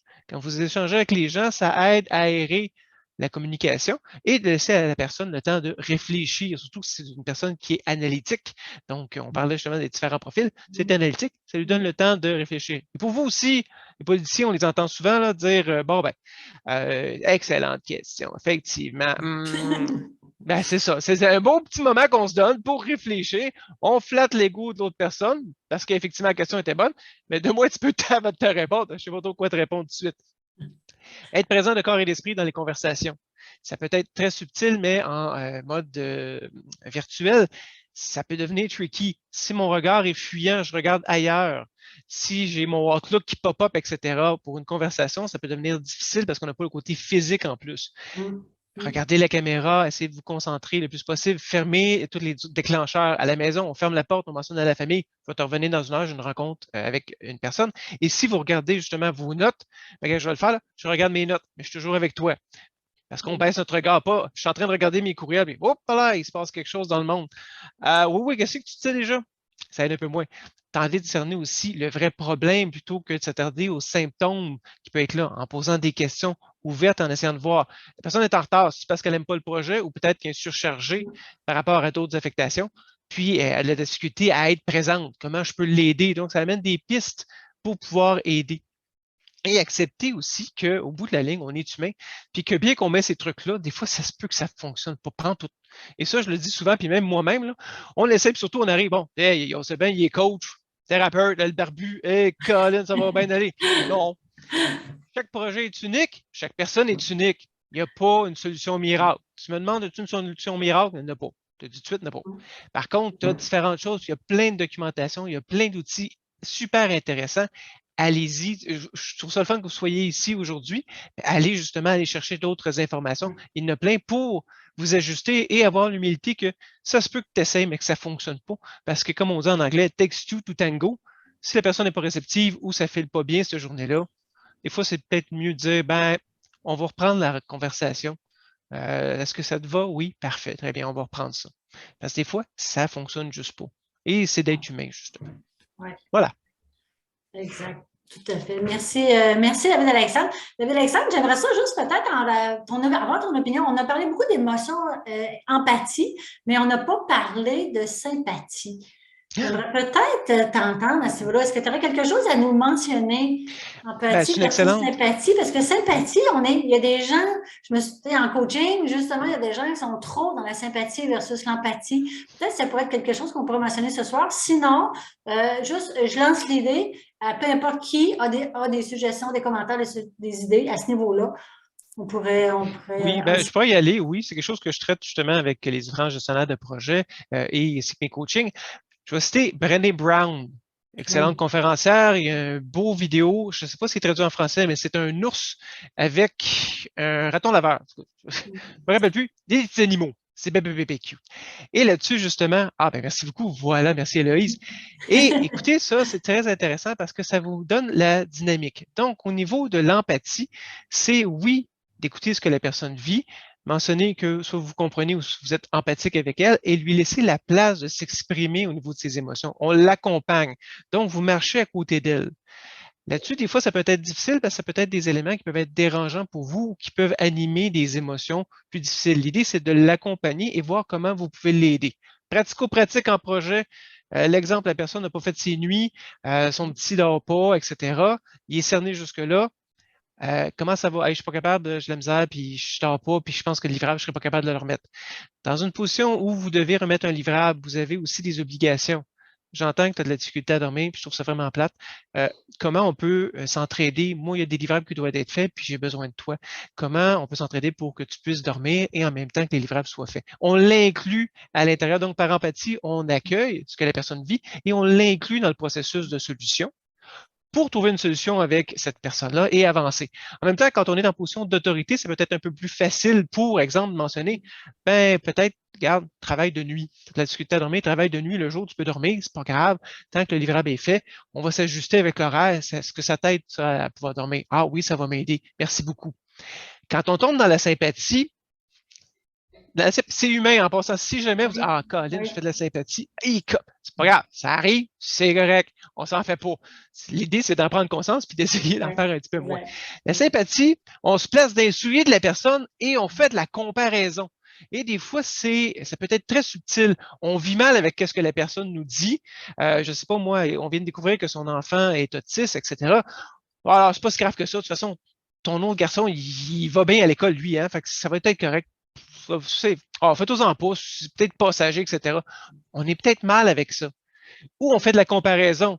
Ouais, j'ai pas dormi, mon petit, il fait pas ses nuits, ça fait au moins 3 semaines. 3 semaines? Hey, Colin, moi, je fais 3 mois. Aucun problème. J'ai pris du Red Bull, puis ça a passé comme une lettre à la poste. Je suis certain que tu es capable de le faire. Je viens de brimer l'émotion de la personne qui me mentionne qu'il a de la difficulté à dormir. Je viens de couper l'herbe sous le pied en lui disant, c'est pas si grave que ça. Moi, j'ai réussi à le faire. Mais là-dedans, là, ce que j'oublie, c'est que j'ai pas son contexte familial. C'est peut-être un enfant qui a une maladie aussi, qui a une fibrose kystique ou autre, et ça peut rajouter au niveau des enjeux. Et je suis pas dans ses bottines. Donc là, je me compare, je coupe l'herbe sous le pied et je dis, t'es capable pareil de faire les livrables. Des fois, on se dit, hey, ça me semble, ça me fait penser à certains gestionnaires à un moment donné qui m'ont dit ça. Ça se peut. Des fois, c'est maladroit. On le fait même avec nos familles, etc. On lance des affaires, puis qu'est-ce qu'on peut faire aussi, c'est quand on s'en rend compte, si on le vit en tant que personne, dire merci, mais je ne me sens pas entendu. Moi, j'ai de la difficulté. Ça peut, de manière placée, excuse-moi, et ça replace tranquillement la conversation. Je n'ai pas aussi de le positionner. Et si vous êtes en face d'une personne, de voir, ça peut être, hey, je trouve ça difficile à entendre ce que tu me dis. Je t'entends, mais je trouve ça difficile et je trouve ça triste. On le positionne, mais ça se peut que ça vienne vous atteindre, là. Ça, mettons, une personne, puis là, dans mon côté, je rencontre plein de choses, mais la personne mentionne peut-être que son enfant est décédé. Ça se peut que ce soit un petit peu intense. Puis pour certains, si votre enfant a décédé aussi, ça se peut que l'empathie soit pas là. Puis là, je rajoute, c'est un cas, oui, intense, je l'assume, mais ça se peut qu'à un moment donné, votre empathie soit pas là parce qu'il y a empathie, sympathie, ça se peut que j'en aille pas. J'ai juste mentionné, c'est très lourd, ça me fait vivre aussi des choses personnelles. Je suis avec toi. Mais peut-être une autre personne serait mieux pour pouvoir t'aider. Moi, je vois que je suis submergé par l'émotion. Ça aussi, de le mentionner au niveau de votre interlocuteur, c'est une belle communication. Et ça fait, des fois, vous avez peut-être vu, là, la personne entend ça, puis, ça va. Oups! Il vient de partir, lui, là. C'est un trop-plein de mentionner, c'est un trop-plein, je vais te revenir. Donc, 3 options là-dessus. Donc, empathie, sympathie, et le fait de peut-être juste mentionner, j'ai ni un ni l'autre, mais je vais quitter la salle, puis il y a sûrement quelqu'un qui va pouvoir t'aider en le mentionnant. Donc voilà ce que ça vous aide. Puis merci beaucoup, Héloïse. Très bonne vidéo au niveau de Brené Brown qui vous montre là-dessus un peu ce qui se passe. Et encore là, soyez indulgents envers vous-même. J'ai-tu fait de la sympathie? Ça se peut. On peut revenir à la personne. On peut dire, regarde, je t'écoute, excuse-moi, j'ai comme bloqué ça bien vite, ou je voulais aller prendre un café, ou je voulais juste aller aux toilettes, finalement. Je l'ai bien vite, puis bien express. On peut-tu refaire ça? Voilà. Merci David-Alexandre, surplus au niveau de la sympathie, très intéressant. Très intéressant. Maintenant, j'aimerais entendre ça serait intéressant d'entendre Héloïse. Héloïse, de ton côté, comment les soft skills vont t'aider dans ta profession de développement leadership et gestion de projet, justement, à la CEPAC? Oui, donc, tu sais, on est chanceux, je suis chanceuse en fait d'œuvrer pour la CEPAC. On a des belles valeurs organisationnelles, dont la bienveillance, la collaboration, l'agilité. Puis honnêtement, ça se vit dans le quotidien. Toutefois, il y a une chose qui est à la base de tout ça. C'est magnifique, des superbes valeurs.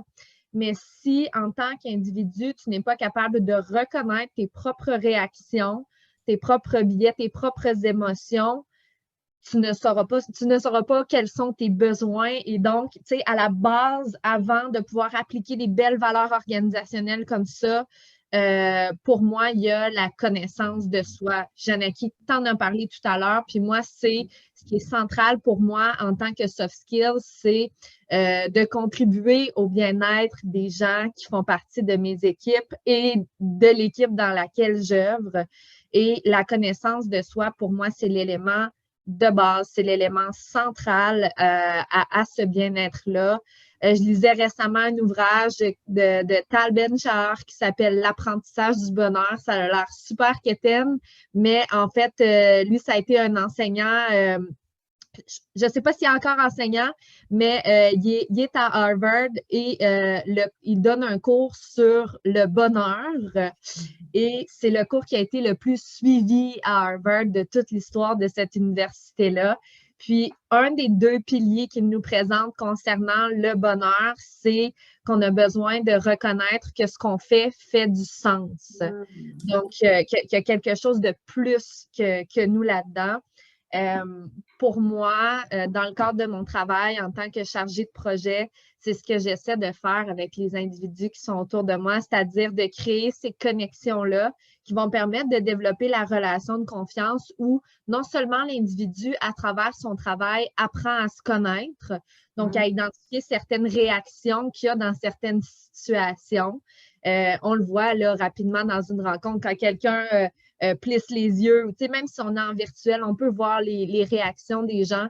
Donc, pour moi, cette qualité-là, l'intelligence émotionnelle, je la traduis par l'agilité au niveau individuel. Donc, l'agilité émotionnelle, reconnaître ses émotions, puis agir grâce à ces émotions-là comme ressort vers la production de quelque chose qui est plus, qui nous convient mieux. Parce qu'on parlait d'émotions positives et négatives. En fait, toute émotion est porteuse d'informations. Oui. Émotion, c'est se mouvoir, en fait. Donc, c'est prendre action. Puis pour moi, l'émotion ne devrait pas être à part dans le milieu professionnel et je pense qu'elle prend de plus en plus sa place dans le milieu du travail. On reconnaît de plus en plus la place des émotions. À travers cette ouverture-là, oui, ça demande de la vulnérabilité. C'est certain que ça demande de la vulnérabilité, d'exprimer ses émotions. J'essaie d'agir en tant qu'exemple, c'est-à-dire avec ce que j'ai appris dans ma vie personnelle, c'est Viktor Frankl qui disait ça, qui est psychiatre et qui a été dans les camps de concentration. Il disait entre le stimuli et la réponse, il y a un choix. Puis, vous savez, ce pouvoir personnel-là, honnêtement, de savoir qu'on a le choix, c'est très puissant. Donc, c'est ce que j'essaie d'amener aux gens dans mes équipes. Quand on entend « Ah, mais j'ai pas le choix. » Ah oui. Ben, c'est vraiment plate, mais tu as le choix. Puis des fois, là, le choix, il est aussi loin que de dire « Je choisis d'avoir un travail car je veux un toit pour ma famille. » Des fois, c'est aussi loin que ça. Puis évidemment, ben, t'amènes pas ça de même à ton collègue qui est comme débordé puis qui est comme « Ah là, j'ai pas le choix, je suis débordé. » Non, non, mais ultimement, c'est de permettre aux gens qui nous entourent, qui font partie de nos équipes, qui font partie de notre quotidien, de réaliser qu'ils ont le choix dans leur façon de réagir aux événements. Puis, un exemple, là, une façon de l'appliquer, c'est de remarquer nos réactions. OK? Donc, très rapidement, en mode virtuel, c'est un exemple que j'ai donné quand on s'est parlé d'ailleurs la semaine dernière. Si vous voyez que vous êtes dans une rencontre et puis là, soudainement, quelqu'un dit quelque chose dans une rencontre et vous avez envie d'ouvrir une autre fenêtre pour aller clavarder à votre ami, collègue en qui vous avez confiance et dire « Ah, je ne suis pas d'accord avec ça », bien, ça, là, vous l'avez le stimulé qui est là. Du moment où vous vous dites « j'ai envie d'aller exprimer autre chose », bien, ça peut être un excellent moment aussi pour vous poser la question puis vous dire « qu'est-ce qui me fait réagir dans ce propos-là? Pourquoi je ne suis pas d'accord? » Puis, honnêtement, on le dit souvent, ben, je sais que nous, on le répète souvent à la CEPAC, mais ces préoccupations-là, c'est la base pour nous permettre de créer des solutions qui sont nouvelles. On parle d'intelligence collective énormément dans les derniers temps. Eh bien, l'intelligence collective, ça se trouve dans les différences d'opinion puis dans les différences de perspectives. Donc, du moment où vous êtes capable d'avoir cette conscience-là, de réaliser que, oh, j'ai une réaction, qu'elle soit positive, qu'elle soit un peu moins positive, si vous êtes en mesure de l'identifier, peu importe la nature de la réaction, dites-vous que vous êtes en mesure d'amener une information qui est pertinente pour le choix d'une solution éventuelle à des enjeux qui sont tout à fait inédits. Vous êtes dans le domaine de l'informatique, j'imagine, donc vous savez que chaque besoin a une solution différente. En tant qu'analyste d'affaires, vous devez récolter des besoins infinis, des gens qui ont parfois de la difficulté à exprimer leurs besoins également. Donc, je pense que de pouvoir amener cette conscience-là au niveau personnel, simplement en se posant des questions, simplement en l'appliquant nous-mêmes dans notre quotidien, ça peut avoir un impact. Puis de mon côté, c'est vraiment la façon d'appliquer la conscience de soi qui est le soft skill qui m'est le plus utile dans le cadre de mon travail. Puis la bonne nouvelle, là, c'est que vous n'avez pas besoin de lire aucun livre, vous n'avez pas besoin d'une permission de qui que ce soit pour être plus conscient dans votre quotidien. Vous avez juste à le remarquer une fois. Ouais. Puis après ça, vous allez voir, vous allez peut-être le remarquer une deuxième fois. Puis c'est comme ça qu'on crée, comme on parlait plus tôt, la neuroplasticité. Donc, on passe par le chemin. On passe une fois dans un champ, on voit à peine qu'est-ce qui se trame. Mais quand on commence à passer plusieurs fois, il y a un chemin qui se trace. Et puis, éventuellement, naturellement, vous allez avoir conscience de ce qui se passe en vous. Vous n'avez pas besoin de faire 30 minutes, 1 heure de méditation par jour pour mettre en application ou pour grandir dans la connaissance de vous. Puis les impacts sont directs en organisation. Là. On a vu des exemples, plus tôt. Fait que c'était mon gros speech. Moi, je suis super contente de pouvoir vous partager ça. Merci pour l'opportunité parce que, comme Janaki, tu exprimais un peu ta préoccupation d'avoir l'air trop ésotérique tout à l'heure, mais honnêtement, on est chanceux d'être rendu là. On est chanceux d'être rendu là en informatique, de pouvoir amener cette discussion-là sur les émotions, la collaboration, la place de l'individu. Puis les soft skills, ben, c'est du savoir-être. Hein. Ouais.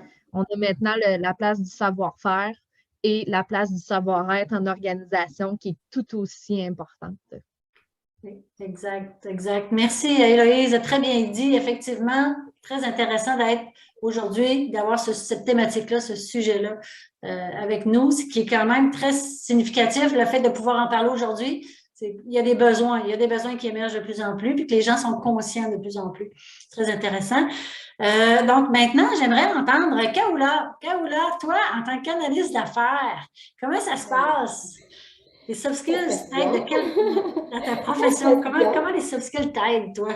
Ben oui, en fait, en tant qu'analyste d'affaires, en fait, les soft skills, ils m'ont permis d'affiner mes compétences techniques, donc les rendre plus subtiles ils sont moins bruts aujourd'hui, donc vraiment, ça me permet d'allier les 3 savoirs, comme a dit en fait Héloïse. En fait, on a le savoir en tant que tel, et il y a le savoir-faire, et par la suite, c'est très important, le savoir-être.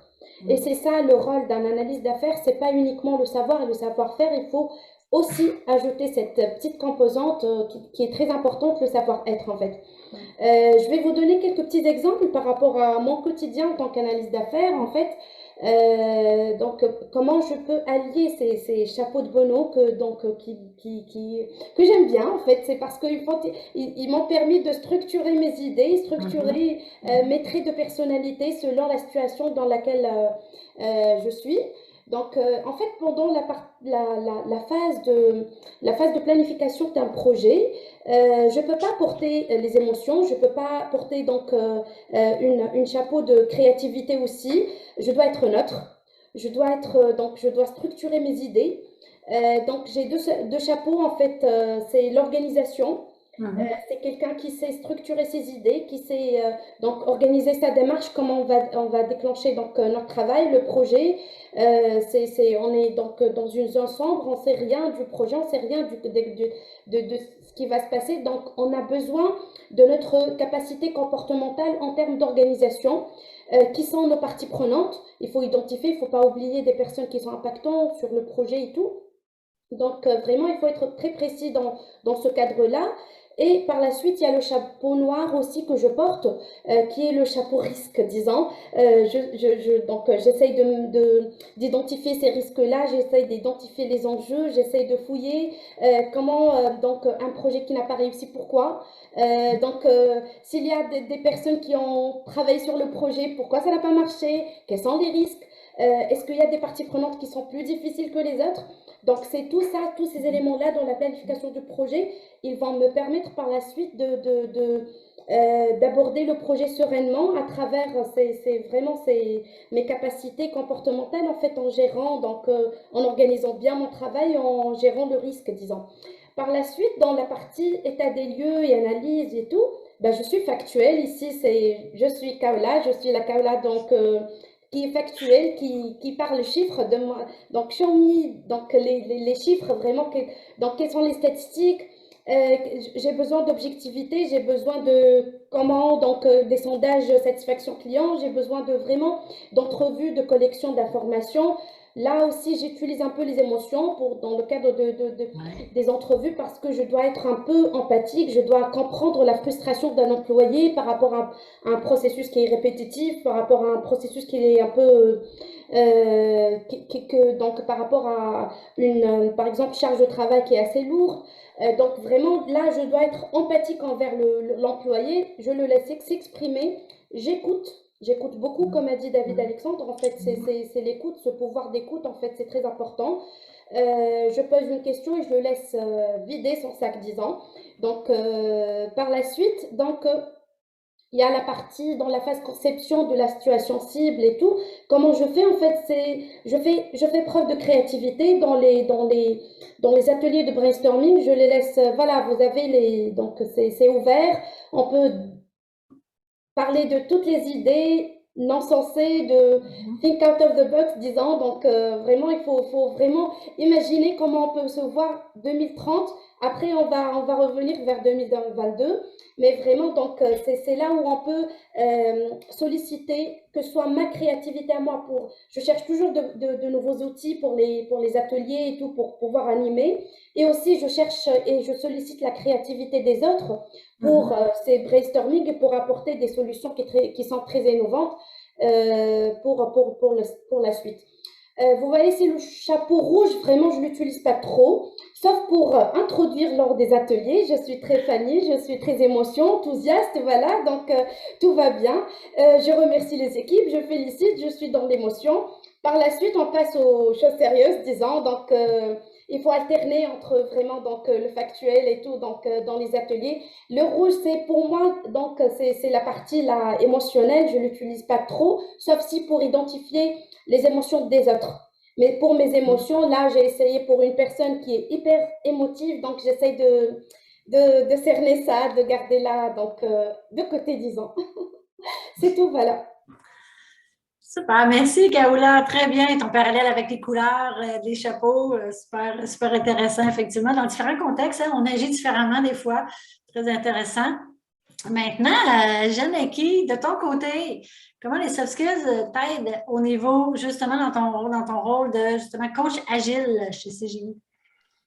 En fait, moi, comme coach agile, j'agis comme conseillère là, en transformation organisationnelle. Donc, j'arrive dans des organisations qui cherchent à se transformer, à transformer leur façon de faire, leur structure aussi des fois. Donc, on amène des changements beaucoup. Puis, c'est beaucoup des changements, oui, de façon de faire, mais à travers ça, il y a beaucoup de façons d'être aussi. Hein? Puis, on se rend compte que quand on amène, même si on amène une méthode agile ou un cadre de travail, bien, à travers ça, il n'y aura pas de résultat vraiment si on ne change pas les mindsets. Puis, tu sais, en transformation agile, c'est beaucoup ça, c'est beaucoup un changement de mindset, un changement d'état d'esprit. Puis, grosso modo, il faut ajouter de l'intelligence émotionnelle dans nos interactions là, quand on veut bien travailler en équipe, parce que l'agile amène beaucoup ça, le travail d'équipe. Hein? Fait que c'est sûr que les soft skills de communication, mais tout ce qui est aussi dans l'intelligence émotionnelle, là, ça en prend, je pense, un peu, puis je les utilise, en tout cas, puis j'essaie de les développer, puis de les améliorer aussi là, dans mon rôle de conseillère en transformation pour le bien là, de l'organisation que j'accompagne. Fait que, tu sais, on n'apportera pas de changement si dans une équipe, s'ils n'en veulent pas, là, tu sais, ou un gestionnaire, si lui, il trouve que ça va bien son affaire, j'y arriverai pas avec une nouvelle façon de faire, moi, agile, là. Fait que, tu sais, il y a comme beaucoup d'empathie que ça prend dans mon métier, de pragmatisme aussi, il faut que ce soit connecté avec leur réalité, leurs besoins, vraiment, nos clients. Ça prend de l'ouverture aussi énormément. De l'ouverture d'esprit pour aller explorer les nouvelles façons de faire, les nouvelles méthodes qui émergent, puis innover aussi, mais aussi pour être ouvert à justement les besoins que le client a, puis ses objectifs à lui à travers cette transformation-là. Là. Je ne suis pas là pour mon propre profit, là. Je suis pas là juste pour facturer des heures. Hein? On est là pour l'organisation, l'aider, l'organisation, puis l'accompagner dans sa transformation. Donc, ça prend ça, cette ouverture-là aussi à l'autre, à sa réalité. Puis, puis de la curiosité à travers ça. Il faut questionner beaucoup, puis s'adapter aussi. Hein, on change, on passe d'une organisation à l'autre, fait que ça prend beaucoup de capacité d'adaptation. Là. Oui. Puis, je pense que ça résume quand même bien là, ce que je viens de dire, les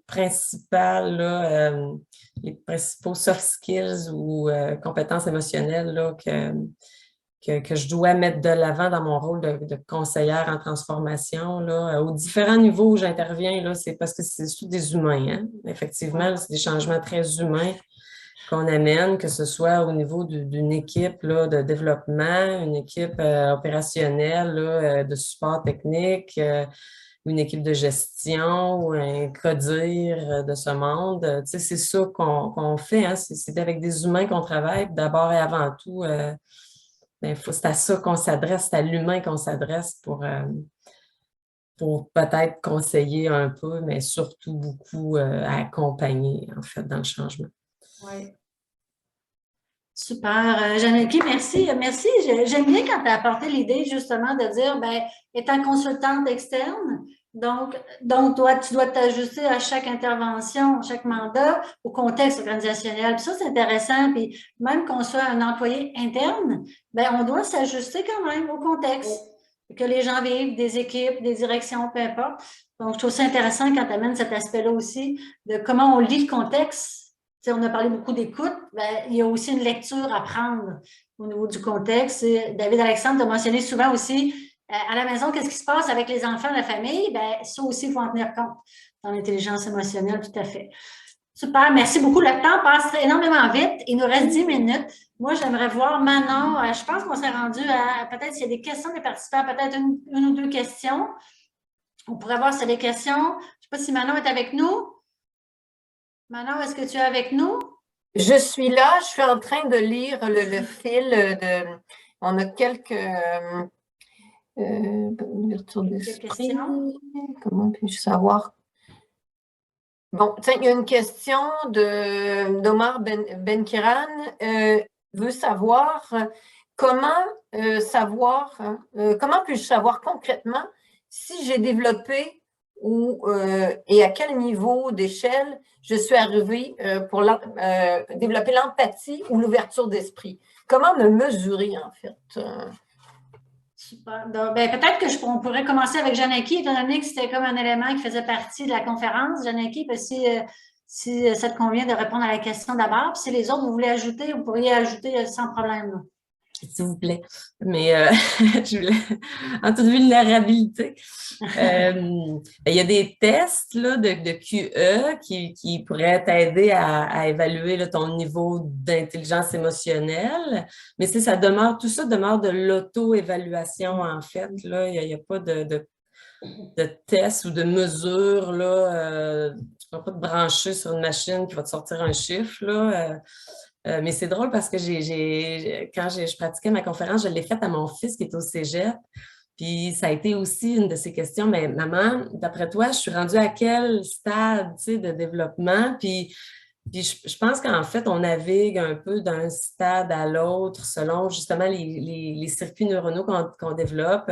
Il y a des situations dans lesquelles on va être tu sais, plus à un stade avancé, puis des situations nouvelles qui vont survenir, puis qu'on va se rendre compte que, oups, je ne l'ai pas développé, ce petit chemin-là. Fait que c'est difficile de mettre un chiffre ou une cote. C'est vraiment de l'auto-évaluation. Puis ben là, ça rejoint un peu ce qu'Héloïse disait tantôt, quand c'est de se connaître un peu, puis de faire peut-être une introspection pour voir est-ce que je me sens à l'aise dans telle situation, puis est-ce que je me sens sur mon X ou dans ma force, comme faire du vélo.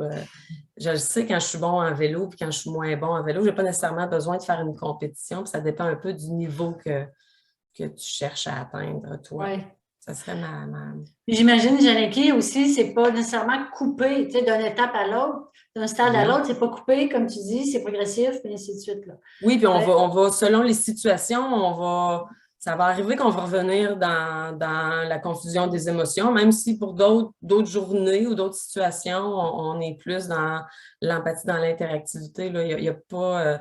c'est pas une étape, là, puis ensuite on passe à l'autre étape, puis on revient jamais en arrière. Je pense qu'on navigue là, d'un stade à l'autre, là, mais ça serait mon expérience. En tout cas, je ne sais pas si c'est juste moi.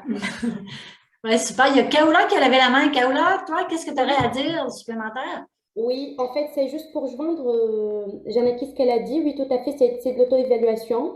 En fait, il faut s'inscrire comme on fait notre travail. En fait, on s'inscrit dans une approche d'amélioration continue. Donc, c'est toujours, on est, disons, une version plus améliorée chaque jour, chaque année. Donc, on apprend. Moi, je suis partisane de l'idée de test and learn, c'est-à-dire donc on teste. On va voir qu'est-ce que ça donne, sinon on va s'ajuster par rapport à chaque situation au fil du temps, mais vraiment c'est de l'amélioration continue, on ne peut pas évaluer, dire aujourd'hui on est à 70%, demain on est à 80% et à 100% disons. Et 100% on peut jamais arriver parce que c'est toujours, on s'adapte par rapport à ce qui existe donc la société évolue, les organisations évoluent et nous on doit s'améliorer au fur et à mesure avec ce qui existe comme environnement externe en fait. Ouais. Merci Kaola. Il y a David Alexandre. On va terminer avec David Alexandre, puis ensuite on va voir avec Manon si on a le temps pour une autre question. Oui, ben, pour venir justement au niveau de la question, c'était comment je peux mesurer mon niveau d'empathie. Comment je peux voir si je peux monter sur mon niveau d'empathie. Oui, tu peux le faire. Un excellent truc. Ça s'appelle la validation. Tu y vas directement, tu fais de l'empathie, puis tu peux dire, est-ce que tu t'es senti entendu à la personne? Là, tu te laisses avec toute ta vulnérabilité de qu'est-ce qu'il va te répondre? S'il dit oui, ben, il te dit oui. Si c'était non dans sa tête, ben, ça, c'est son problème à lui, c'est sa responsabilité. Mais de valider, de ne pas gêner de valider, est-ce que tu t'es senti entendu? Est-ce que ça va bien? Comment je peux t'aider? Donc, ça permet justement d'avoir cette espèce de feedback-là. Puis comme a dit Kaoula, je veux dire, ah ouais, t'étais bon à 75,8%, je trouvais qu'il y avait certaines choses à améliorer, et non. À moins que tu sois un ingénieur, c'est blague. Que tu demandes et tu dises 75,8 à peu près. Mais normalement, on valide et ça va vous aider justement à vous positionner. Et dites-vous que l'empathie, votre empathie est unique à vous et l'empathie qui est reçue par l'autre est perçue uniquement par la personne qui l'a reçu. Donc, ça se peut que deux personnes, un à côté de l'autre, vont entendre ce que tu dis, puis ils vont dire, une va dire, oh, ouais, c'est empathique, c'est l'autre. Ouais, c'était raide, ça. Ben, c'est ça. Ça dépend comment on se positionne. Donc, c'est de valider avec la personne à qui vous donnez l'empathie pour voir si tu été bien entendu et bien reçu. Même si on y va avec toutes les meilleures intentions, des fois, ça se peut que non, elle va dire non, je ne me suis pas senti entendu. Voilà. Tout à fait. Merci. Merci, David-Alexandre. Très bien dit. Je vois Janaki qui lève un cœur. Janaki, est-ce que le cœur veut dire bien à David-Alexandre ou tu as une question? Oui, tu veux. Vas-y. Non, pas Janaki, Héloïse, excuse-moi. OK. D'accord. J'appuie l'émotion. On peut l'inscrire au super. procès verbal. Effectivement. Super. Merci, Héloïse. Manon, je crois que le temps passe vite. Est-ce qu'on a le temps pour une autre question ou non? Ben, j'oserais la poser moi. En fait, est-ce qu'on doit toujours dire la vérité? Est-ce qu'on doit toujours être transparent dans nos relations empathiques avec en milieu de travail? Je lance la question. Qui veut débuter? Ben, moi, ma mère, elle m'a toujours dit, tant que je suis au courant, tu peux dire ce que tu veux. Non? J'ai dit Carla, j'ai vu que tu as levé la main. Ok, non, c'est une très bonne question en fait. Moi, je me pose la question, est-ce qu'on parle de... En fait, la transparence, je ne sais pas si c'est une valeur ou bien c'est une compétence à développer. Dans l'absolu, donc être transparent, ça permet de créer un environnement de confiance en fait avec l'entourage, avec ce qui nous entoure et tout. Et donc dans l'organisation, lorsqu'on est transparent, donc c'est là où on met à la disposition des gens, par exemple, donc tout ce qu'il y a besoin comme information pour qu'ils puissent travailler, faire son travail, disons. Mais je pense que la transparence, c'est pas à tout prix. Donc, il faut vraiment être modéré dans la transparence, disons, à consommer avec modération, dans le sens où, donc, dans certaines situations, le détenteur de l'information, il doit prendre la bonne décision pour véhiculer cette information. Par exemple, donc, il faut poser la question, par exemple, est-ce que c'est pertinent d'informer ou pas? Est-ce que c'est le moment opportun d'informer maintenant? Donc, c'est pas question d'opacité en termes d'information, mais c'est plutôt quels sont les enjeux si j'informe et quels sont les enjeux si j'informe pas. Donc, c'est une décision à prendre par l'organisation ou bien par nous dans notre travail. En fait, il faut mesurer l'impact de cette transparence. Il faut être transparent, mais avec un degré, disons. Parce que si on n'est pas transparent aussi, ça peut créer, j'ai vécu ça dans des organisations où on crée les bruits de couloir, disons. Là où donc la désinformation et l'information elle est vraiment manipulée et chacun à sa façon, il peut concevoir la façon de dire cette information. Donc, et ça détruit avec le temps le climat de confiance en fait dans cette organisation. Donc vraiment être transparent, moi je dis que c'est très bien. Mais il faut avoir une transparence qui est ciblée et qui est étudiée avant de se prononcer sur n'importe quelle information. Voilà, c'est mon avis. Merci, très bien, Kaola. Est-ce que d'autres personnes voudraient se prononcer sur la transparence? C'est correct? C'est correct. Manon, est-ce que Manon, tu es là? Oui, je suis là. Il n'y a pas d'autres questions dans le chat. OK. Il reste 2 minutes. Alors, à toi de conclure, Ginette. Oui, ben moi d'abord, vraiment, je remercierais vraiment les panélistes de ces échanges si riches nous avons eus ce soir. C'est très intéressant de vos différents profils, ainsi de suite. Donc, on a vu justement qu'il y avait quand même des points communs ensemble, hein, mais qu'il y avait quand même des différences. Puis ça, je trouvais ça très intéressant, très complémentaire pour les participants, pour tout le monde. J'ai bien aimé aussi l'aspect de théorique et pratique, l'amener d'une manière concrète, tangible. Comment on développe l'intelligence émotionnelle, ça part de où? Prise de conscience, hein, on voit que la prise de conscience est très, très importante. Puis, vous l'avez tous mentionné, ça part de soi au départ pour ensuite aller vers les autres. Puis, ce que j'adore, c'est que c'est intéressant parce que les organisations en ont besoin. actuellement. Puis je trouve ça très intéressant, puis de voir que vous êtes tous passionnés de cette thématique-là, de ce sujet-là. Ce soir, c'était pour moi que du plaisir d'être avec vous ce soir. Alors, je vous en remercie personnellement, sincèrement. Merci. Merci infiniment. Je pense que quand on a connu une culture organisationnelle où l'empathie et l'intelligence émotionnelle peut évoluer et où on peut la mettre en pratique, c'est dur de revenir en arrière dans des organisations traditionnelles où les communications sont en silo et où les bruits de couloir sont toujours présents. Alors, merci infiniment à nos panélistes. Je vous invite à rester. Et à vous, très chers participants, merci beaucoup d'avoir assisté à cette rencontre, cette conférence donc de IBA Région de Québec. Et on vous invite à remplir notre merveilleux sondage. C'est notre paye d'organiser ces événements-là quand on vous lit à travers vos sondages. Alors, s'il vous plaît, cliquez. Vous avez reçu aussi un courriel pour aller le remplir. Donc, merci beaucoup. Et si vous voulez rester parmi nous là, pour la discussion de débriefing de nos panélistes et de notre conférencière, ça nous fait plaisir que vous soyez là. Alors, et on se dit donc en juin pour le 15 juin pour l'AGA et la remise du Graal et on se revoit en septembre pour les conférences. Merci, bonne fin de soirée.